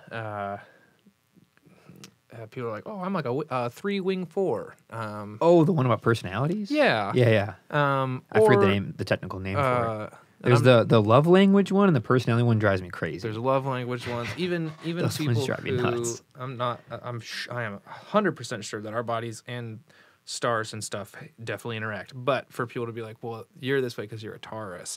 Like astrology. And those things are, I think, really useful tools for us at a younger development stage of our identities, because we're grasping for hallmarks of identity to be like, I'm a musician and I'm good at this and here's who I am. So like when I was 18 and I was like, oh, I'm an INFP, so I can start to go, okay, so that's why maybe I'm this way because of introversion is this and intuition is this, and you begin to develop your lexicon of emotional intelligence and the ways that you are taking conscious and subconscious steps to present your identity to the world. But it's just so fucking easy for us to get in these neuroplastic canals and then to buy a narrative for ourselves about like, well, I'm this type of person, which is almost always harmful because it's taking away from your ability to be culturally androgynous, or your ability to be fluid and to adapt and to respond in ways that aren't so reactive based on a preconceived set of concepts that you wrote into stone tablets for yourself. Yes. I remember really early on in like college when I began to manifest symptoms of depression and anxiety and stuff, there was such a cognitive dissonance because when I would be crushed by the weight of a depressive episode. Just have this like, what's your problem? This isn't you. You're a happy guy. You're a peaceful guy. And that's the story I'd given myself. I was like, I'm a happy, peaceful guy, because that's how I had experienced a lot of things. And then I had these other elements in my life that were not hallmarked by happiness or by peacefulness. So it fucked me up on who I thought I even was. Because it's like, well, today you're not a happy guy. You're not experiencing happiness, which means you are, by definition, not a happy guy. Yeah. Turns out that you need to broaden your self-evaluation, the way that you see yourself, understand yourself, or the breadth, the flexibility, the compassion that you give yourself. If you the way that you are acting does not line up with your self-concept, it's like, hey, maybe the you that's there is bigger than this one thing, and that you should,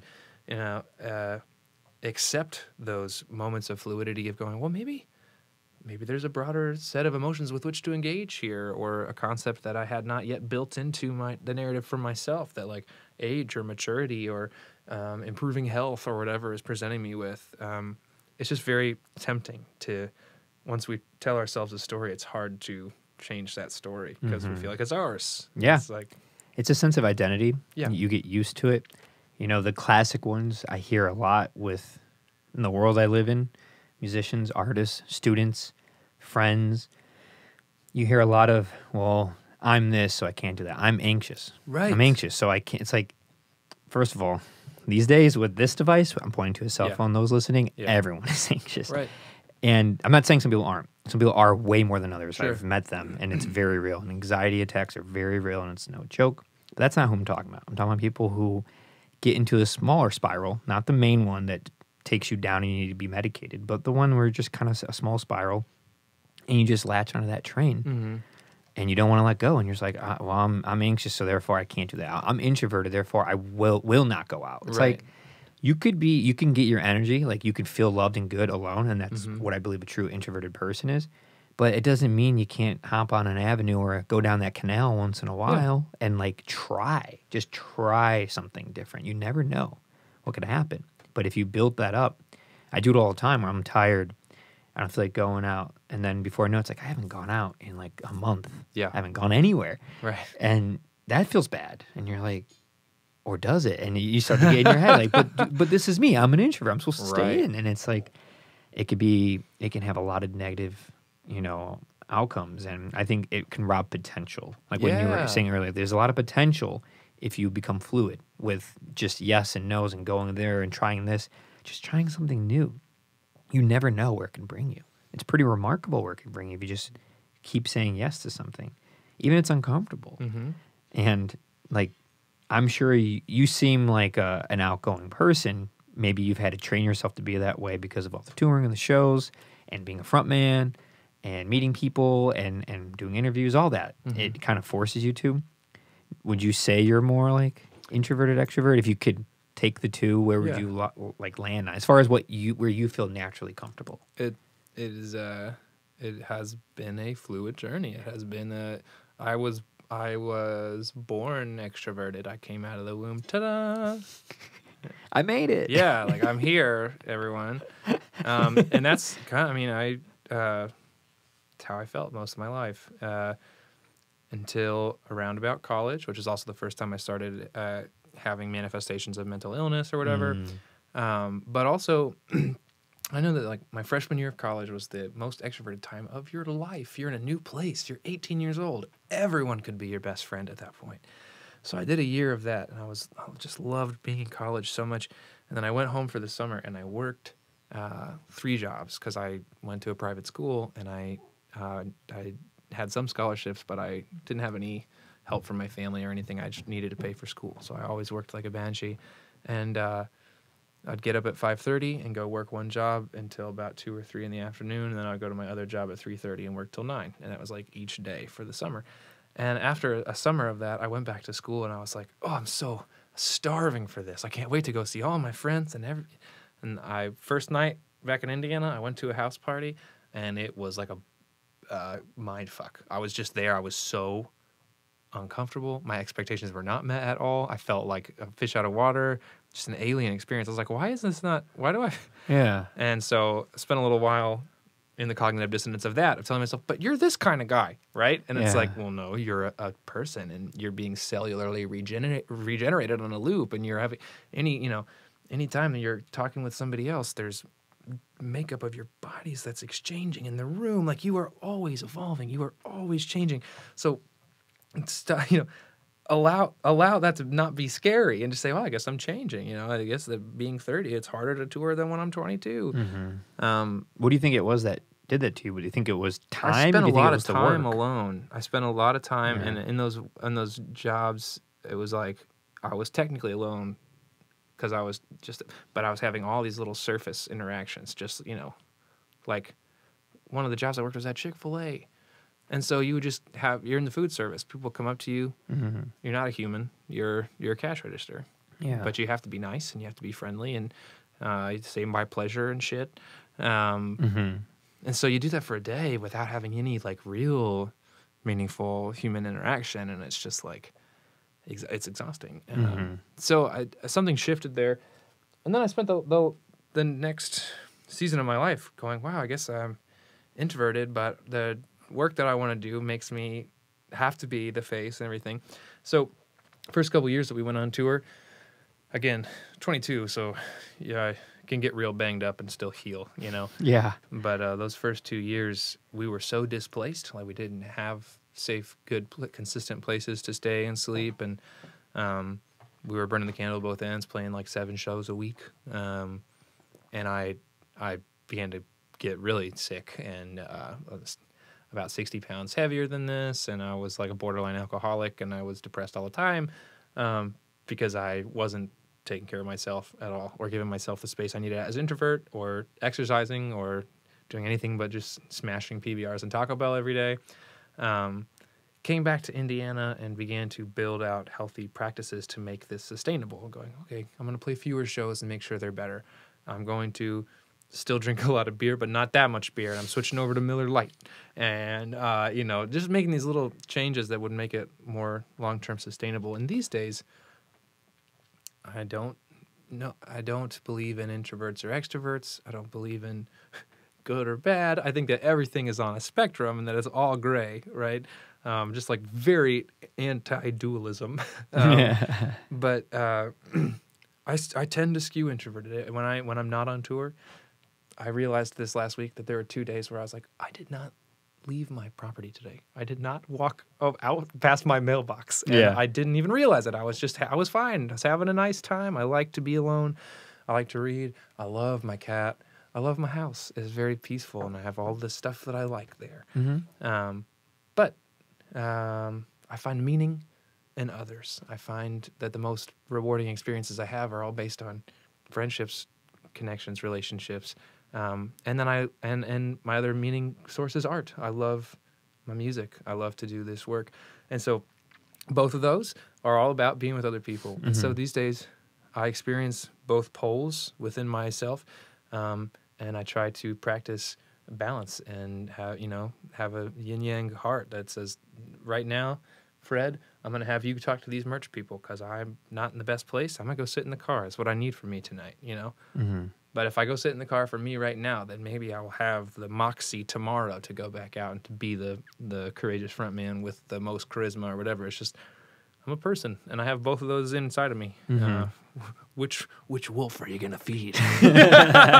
Turns out both of them need feeding. Yeah, both need feeding, and both are very important. I think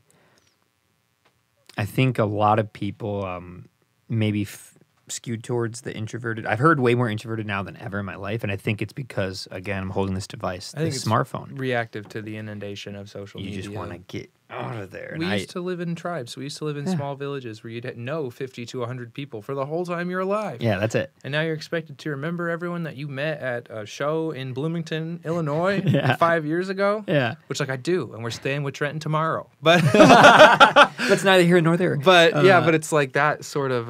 it's a lot of pressure. Dude, and I can't even imagine for fuckers who aren't even in bands and stuff.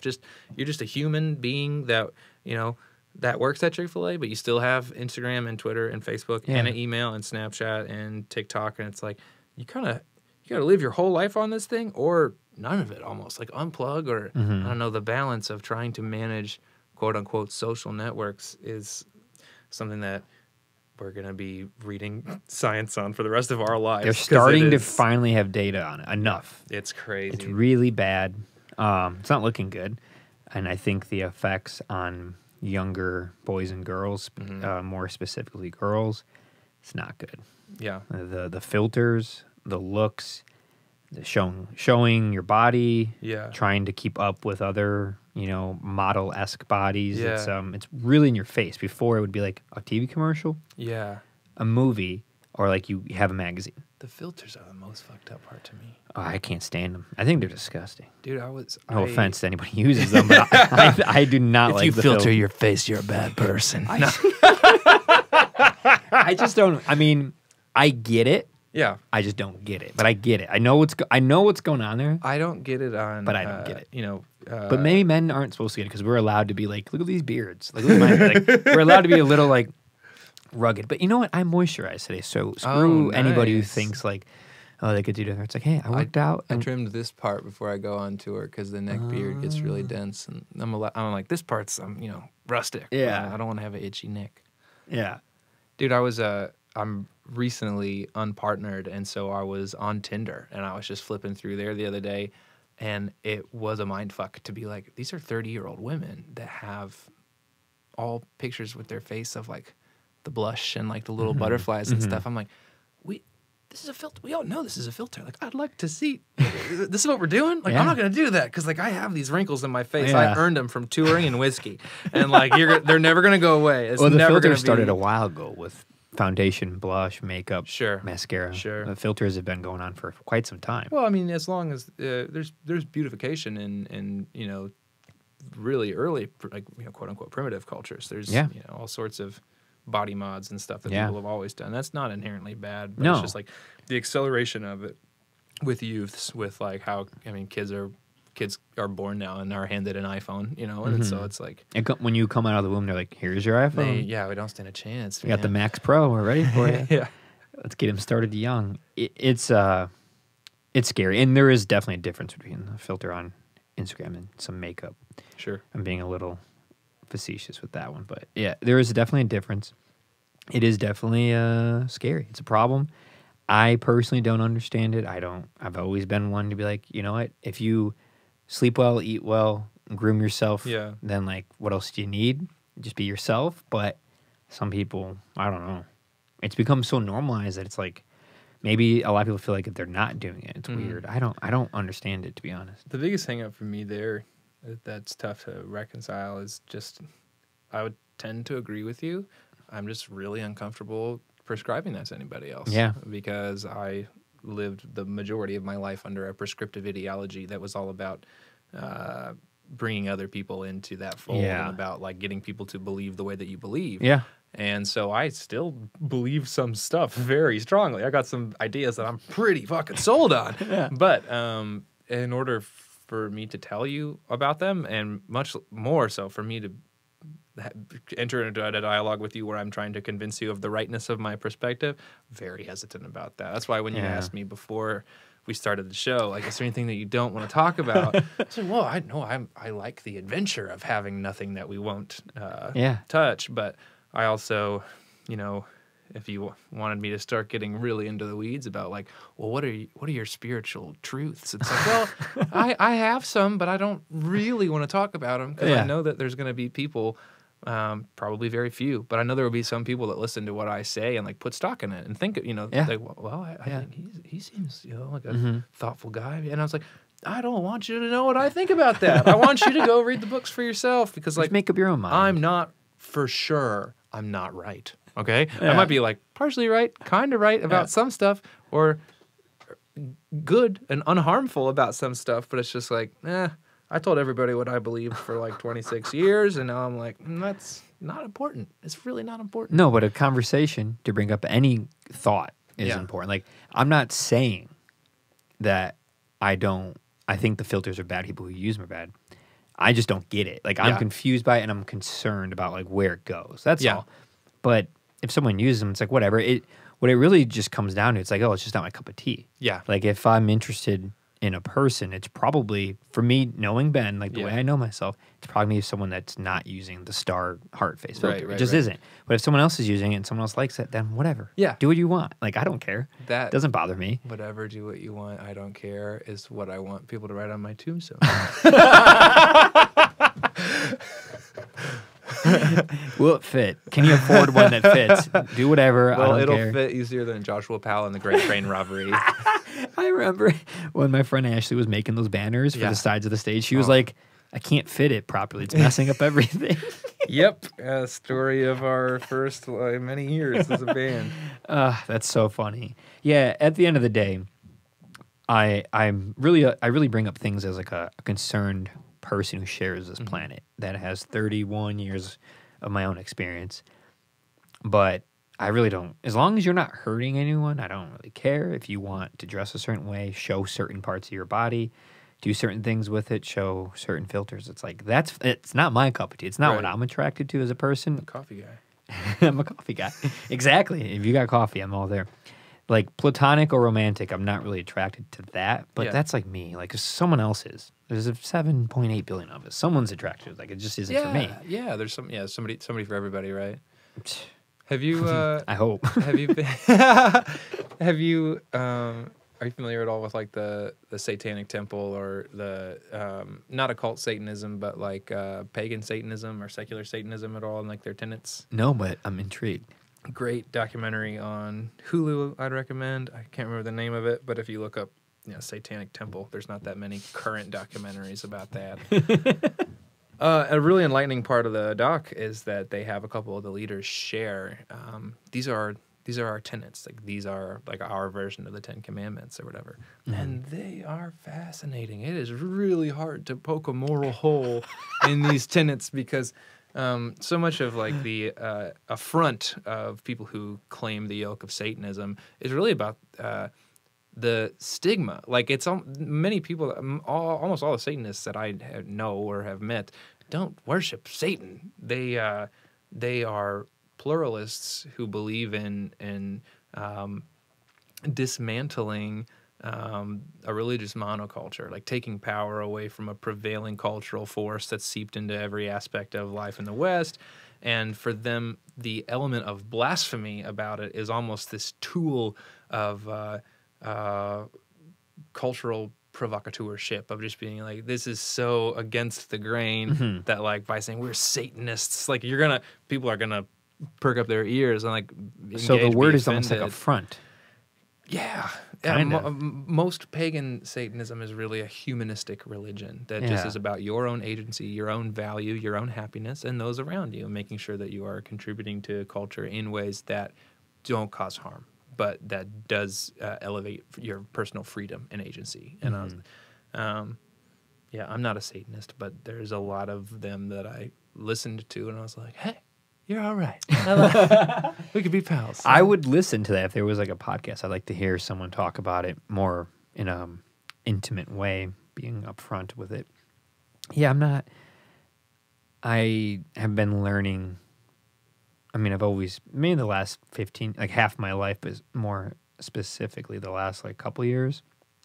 Like, I'm really not married to any ideas. Like, I might say something like, yep, that's what I think. And then maybe you say something that has a new vantage point on it that counteracts it. I'm like, huh, yeah, you're right. I was completely wrong. Okay, cool. I don't even think that anymore. And nothing got lost there, man. I learned something. It's not something to mourn or, like, oh, well, I thought I was sure and now I'm not. It's like, congratulations, bud. Yeah. Like, that's fantastic because you can't know. You won't know. Yeah. So if you thought you knew beforehand and this made you go, oh, I didn't know, like that's valuable. Reminding yourself that you're like, oh, dude, it's just your best guess about stuff. There's really, that's another thing about like being a part of a religious movement versus being sort of a floater, like a religious pluralist or whatever.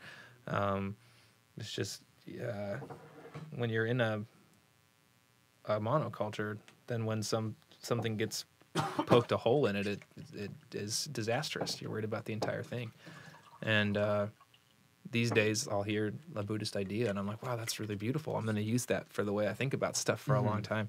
And then I will learn an element of like paganist witch ritual or something, and I'll go, well, that's really beautiful. I find a lot of meaning in that, and then be able to ingratiate that into my practice or my framework. But it's not the dissonance between these two ideas no longer shakes my foundation or like causes me any fear or anxiety, because I will never have the objective answer until I have slipped this mortal coil, and then perhaps not even then, likely not even then. I just won't be able to worry about it anymore. Yeah. You know? Yeah. No, I think, so you grew up religious. Yeah. I did as well in a Protestant church, non-denominational. So, Same. Yeah, school, vacation Bible school. Same. You know, camps, youth groups, the whole thing, the whole shebang. So having I knew I recognized it. I saw you at one of those revivals, slapping the Bible. I saw it. A lot of religion, and a lot of it was fun. A lot of it was when a kid, it's like, oh, here's cookies and play some games, and we'll do like one Bible verse. Youth group's the highlight of the week. It was fun. Yeah. I used to love it. Again, it was like 2% Bible, 98% fun. Games, or how else do you get mixers, kids to care about thou and he spite me? It's like no 8-year-old. I'm like, I really want to know more. Please tell me another story that I've heard a million times. But I think with that surrounding and upbringing, it's really nice now to be further removed from it, but still understand a lot of the value. Oh, yeah. The stories, why they are there, why there's so many that overlap in all other religions and cultures across the universe. Absolutely. That the classic allegories and tropes and outcomes that go into novels and Disney movies now. It's everywhere. Yeah. You know, good, bad, and the ugly. And it's interesting now being removed from it, but still understanding it and seeing the importance of it. Yeah. Realizing, like you said earlier, like I kind of, you know, I'm not married or anything, so I'm okay with changing ideas. But sometimes it's nice when you have an idea and you're like kind of about it, and then you start to realize like, oh, it actually is right, or someone helped me understand it's better, and you fall more in love with, like, not in a narcissistic way, but like, man, that's really solidifying. Like, that makes sense. I really like that. Then you get to a certain point and you're like, but is that right? Dude, having that discernment is so key. Yeah. Because I am more so, if not the same, more so compelled by the person of Jesus today than I ever was when I was like a dyed-in-the-wool evangelical Protestant. Because at that point, you're experiencing it as this empirical thing. Very black and white, very like, no, there's no options, there's no second guessing.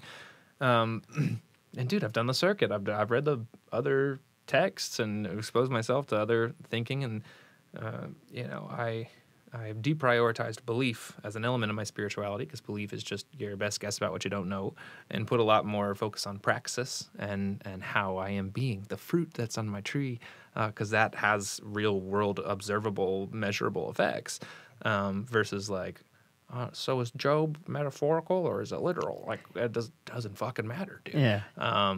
The truth of the Job story is there, whether you believe in it happening or not, which like, probably didn't. You know? Yeah, probably not. But yeah, I mean, Jesus as a model of selfless love, as a teacher, you know, someone who upset cultural biases and elevated the marginalized people. It's like, yeah, that shit was the sauce. Like, there's not really a better way that I've found. And so it's nice to circle back around to that and say, hello, old friend.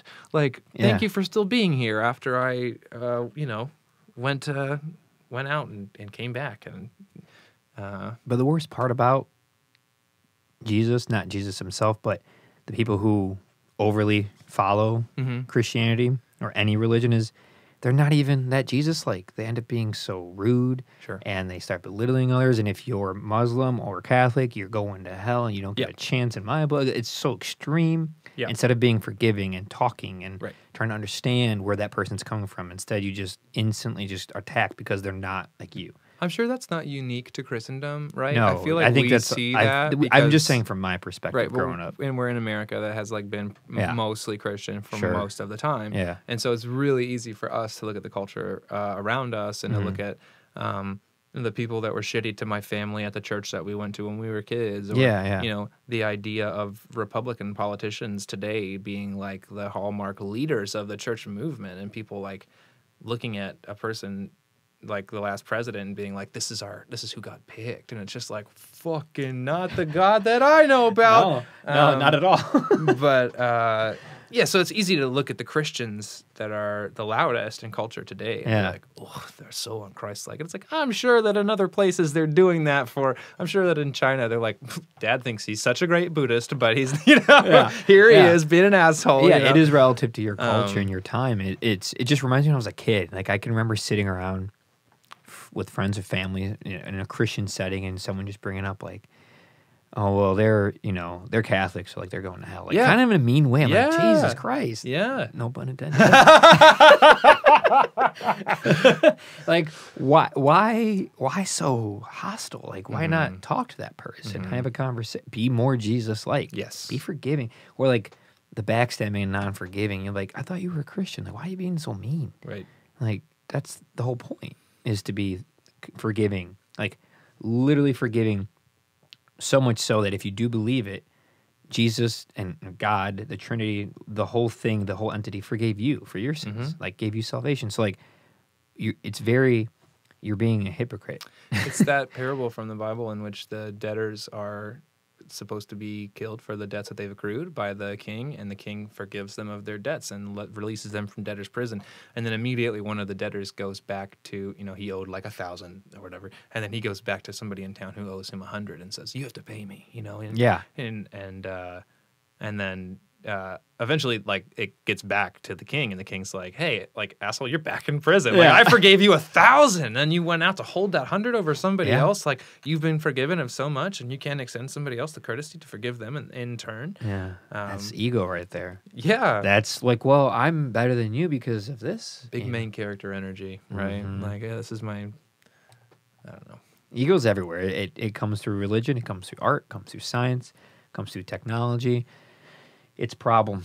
It's a problem that I try to not silence, but open up, like literally crack it over, pour it out with my mind, and try to understand it and have the conversation. Be like humbled by something. Like, man, like I really felt it driving across Colorado to Utah through the mountains there. I was like, I do not matter. Yeah. Oh, what a wake up call. I was like, dude, I am nothing. Like this massive desert basin, like 300 miles of nothing, like salt old ocean floor, and you're just in this little car, and you're like, wow. And this is just one place on this one planet, in the one solar system, in the one galaxy, in this maybe one universe. It's like, I really don't matter. But therefore, everything does matter. And you can get that feeling from time the same way, too, where you're like, oh, maybe 60 years, and then like, you look at your experience in the timeline versus the timeline, you're like, doesn't matter. Like, no, or it does. But that's what makes everything matter to me. Because it doesn't, it is this, the only time I truly feel like it's a miracle. It's like, it is meaningful how random this all is, because it could not happen. We all know, sadly, of a story of a stillbirth, or SIDS, sudden infant death syndrome, someone not making it past 2, or leukemia at 5, or someone living to 105. Like, because of, like, it could have been you, could have been me. Like, why not try to understand and live in this moment and do things you enjoy? Like, I cannot express myself. I have to always be expressing myself through conversation like this, recording downstairs, engineering something, videography, editing together, figuring out the lights, the audio, the layout, reading a book, writing a poem, playing music. I had band practice last night. I have it tomorrow night. Like, going down to teach kids, like, wearing whatever feels comfortable on me, making food, going on a hike, seeing nature. Like, I don't know any other way, because I don't, like, being in near-death experiences, also just hearing so many sad stories from so many people who never made it or died tragically or went through, an imprisonment camp. Like, whatever sad story it is, I am grateful that I don't have that sad story like that. And anything that almost killed me, I survived. Whether it's a semi-truck tire exploding on I-80 and I dodged it, to major head surgery as a baby, to, jumping off cliffs and almost hitting rocks. It doesn't really matter. Yeah. I'm here, and, like, I need to live in this moment. Yeah. I need to try to always just be myself and learn and not be beholden to anything, not, forgive myself for my mistakes, forgive those who have made them. There's not a person on this planet I hate or have hatred towards. Even people who have done hard or harsh things to me or those around me, after time, if you learn about it and think about it and juxtapose it against who they might have been, who you were, you realize it was just a mistake. Yeah. And it's a mistake based on something that happened to them that they weren't telling you, and they did something, and you're like, oh, like I feel bad that I was even mad about it. Right, because they're probably just reenacting their own trauma.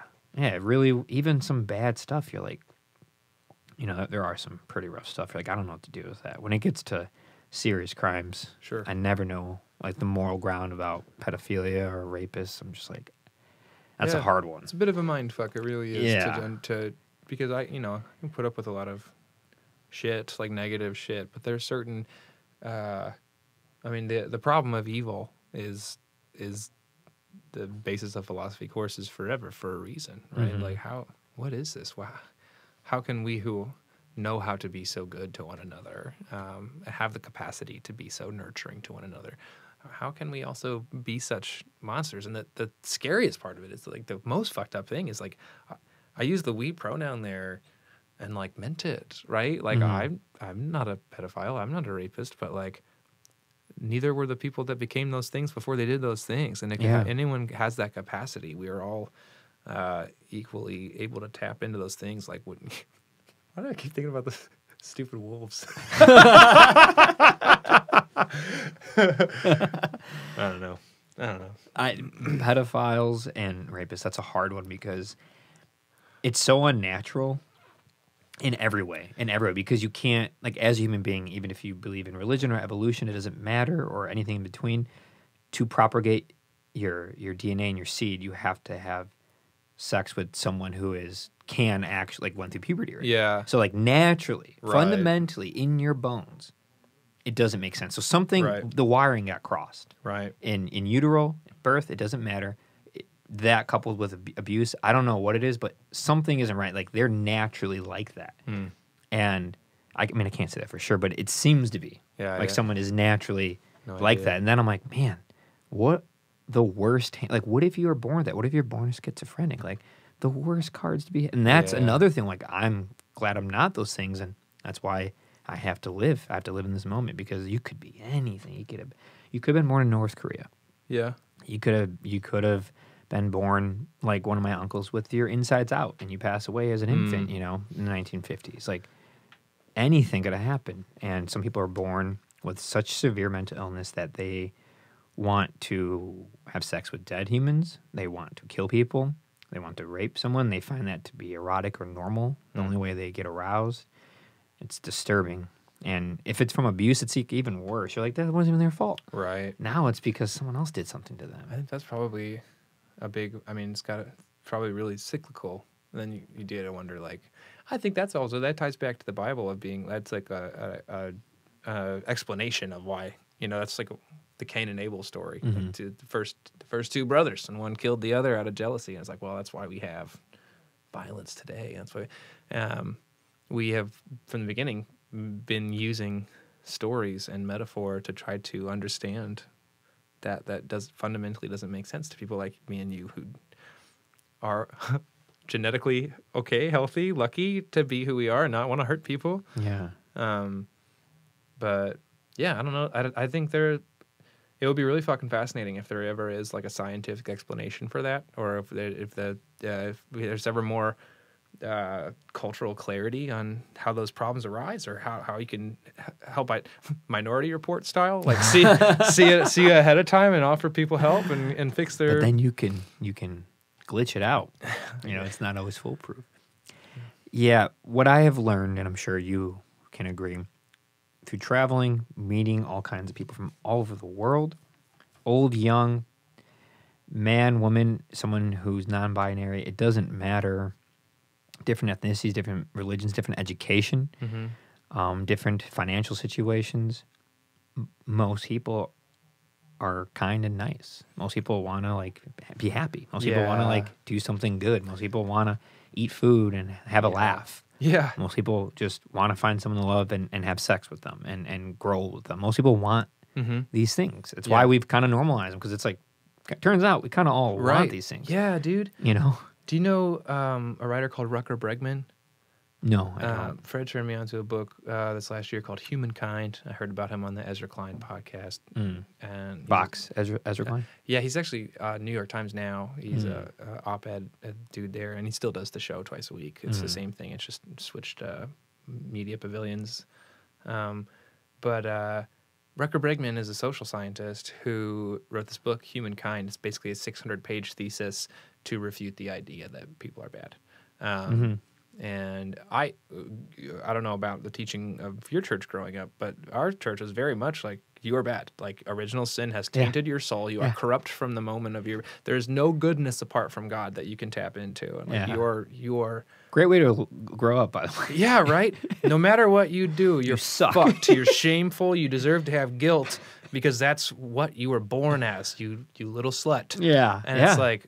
Okay, wow, geez, I thought I was okay. You know, I was like, I know I have room for improvement. The guilt lives me to this day because of that, to be honest. Same, dude. Ton of shame to overcome in my life psychologically. Much of it sexual, but like really across the whole spectrum. And Bregman takes a lot of really classic, iconic studies, like ones like the marshmallow experiment with kids, you know, or there's like a sort of a Lord of the Flies experiment that they did, I want to say like in the 60s, where they put these kids out on an island and they became tribal and they started to fight each other and stuff. And so for years, people have pointed to these landmark cases, these like labs, and said, look, this shows people are bad, you know. And Bregman, in his book, he gives you so much historical context and like really like with a bright scientific acumen approaches a lot of these narratives and says, actually, if you look and you read the thing, you'll see that these leaders were pushing the kids to fight because they needed the study to fall in line with their hypothesis. And there's all this manipulation of data across such a dizzyingly broad array of studies, most of which were new to me, but many I had heard of. I go, oh, so you know, in this chapter we're going to tell you, you know about this thing that you know that shows people are bad? And then like 30 pages later, it's like, but no, people are actually good. And you're like, okay, cool. And then the next chapter does the same thing, and like 600 pages in, you're like, wow, I'm a beautiful genius. I was born kind. Like I was born kind. Well, it's so simple that without reading or knowing these stories, it's like, Josh, how do you survive? We certainly don't survive by pissing off your friends and upsetting people. Yeah. It seems like you survive if everyone is nice and works together, because a collective is much stronger than a solo person. And cord of 3 strands is not easily broken. Sure. But like you do many hands equals light work, you know, DIT, you know, do it together. Yeah, baby. DYT. Yeah, do it together. DYT, dirty young thing. DYT. DIT, do it together. Like, yeah. I put on a very difficult and arduous music festival. Yeah. And I do a lot of it on my own, but guess what? I don't do all of it on my own, and I can't complete the task without, you know, the team of 40, 50 people that weekend. Yep. And the film crew and the sound crew and the person watching the merch. And like, it's not possible. It cannot exist unless there's a team. And when that type of thing humbles me, because I'll get a lot of, you know, compliments and stuff. It's like, yeah, I mean, I do a lot of groundwork for it, but I can't actually do it without a bunch of people, like a lot of people. Dude. The neighbors, the local people. That I even say, like, what is anything without the attendees and the artists and the musicians? The musicians make it. Yeah. You know, it's 160 people on average that are performing. You know, if you break 4 people per band in the 40 bands on average, it's like, it's everybody. It's really not just me. It's a ton of people. And everyone wants to do those things together. You only survive if you're happy and kind and polite. Like, I live with roommates. Like, we don't want to live together if we're mean and rude and harsh to each other. Yeah. And you're even raised that way by your parents. Like, be nice, be respectful, be polite. Why am I being polite? Oh, because if I'm nice to my cousin or my aunt at the party, like, they're actually going to want to hang out and see me, and we can actually be a collective and work with each other. And then I could be friends with Bob down the street who could fix my car when I need it, and I can help him with his gutters. And, you know, you realize it's actually much more productive than being like, I'm going to kill that person. And more fun, man. It's more fun. Yeah. It's more fun. Like, hey, I know I'm staying with a guy in Oak Lawn today because of a friend I made, or St. Louis, or wherever it is you're staying. You know people. Like, you guys are welcome to stay here whenever you want. Like, oh, thanks. Yeah. Just not tonight, no. Shit.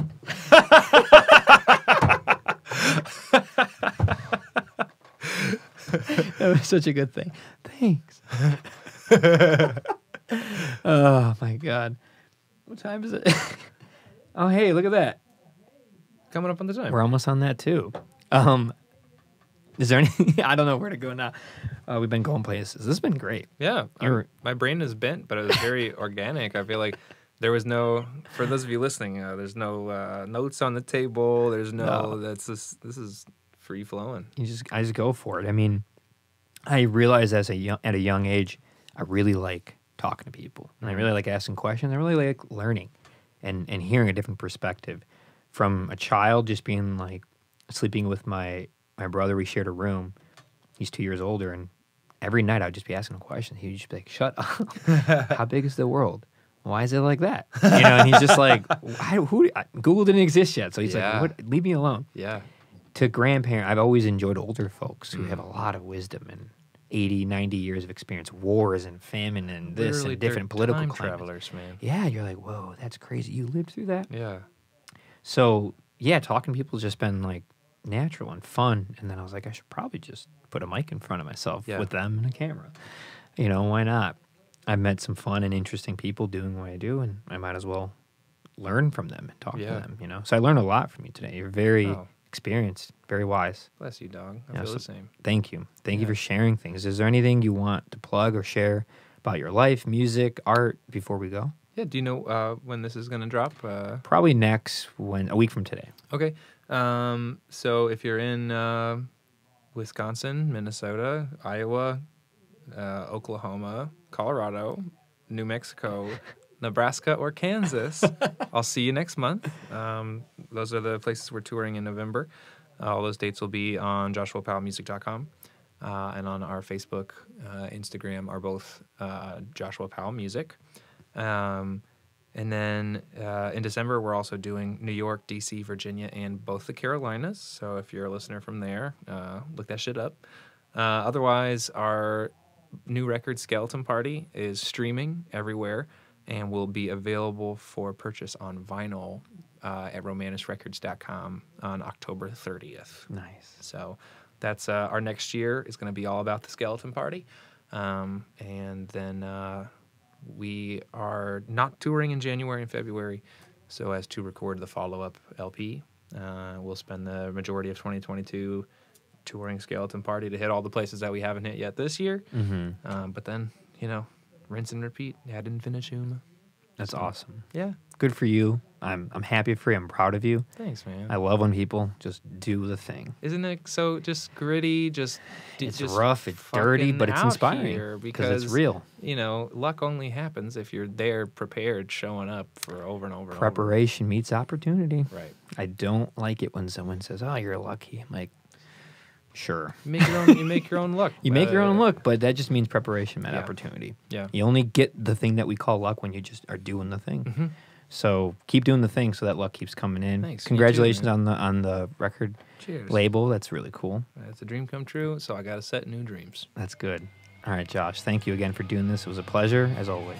Pleasure is mine. All right, take care.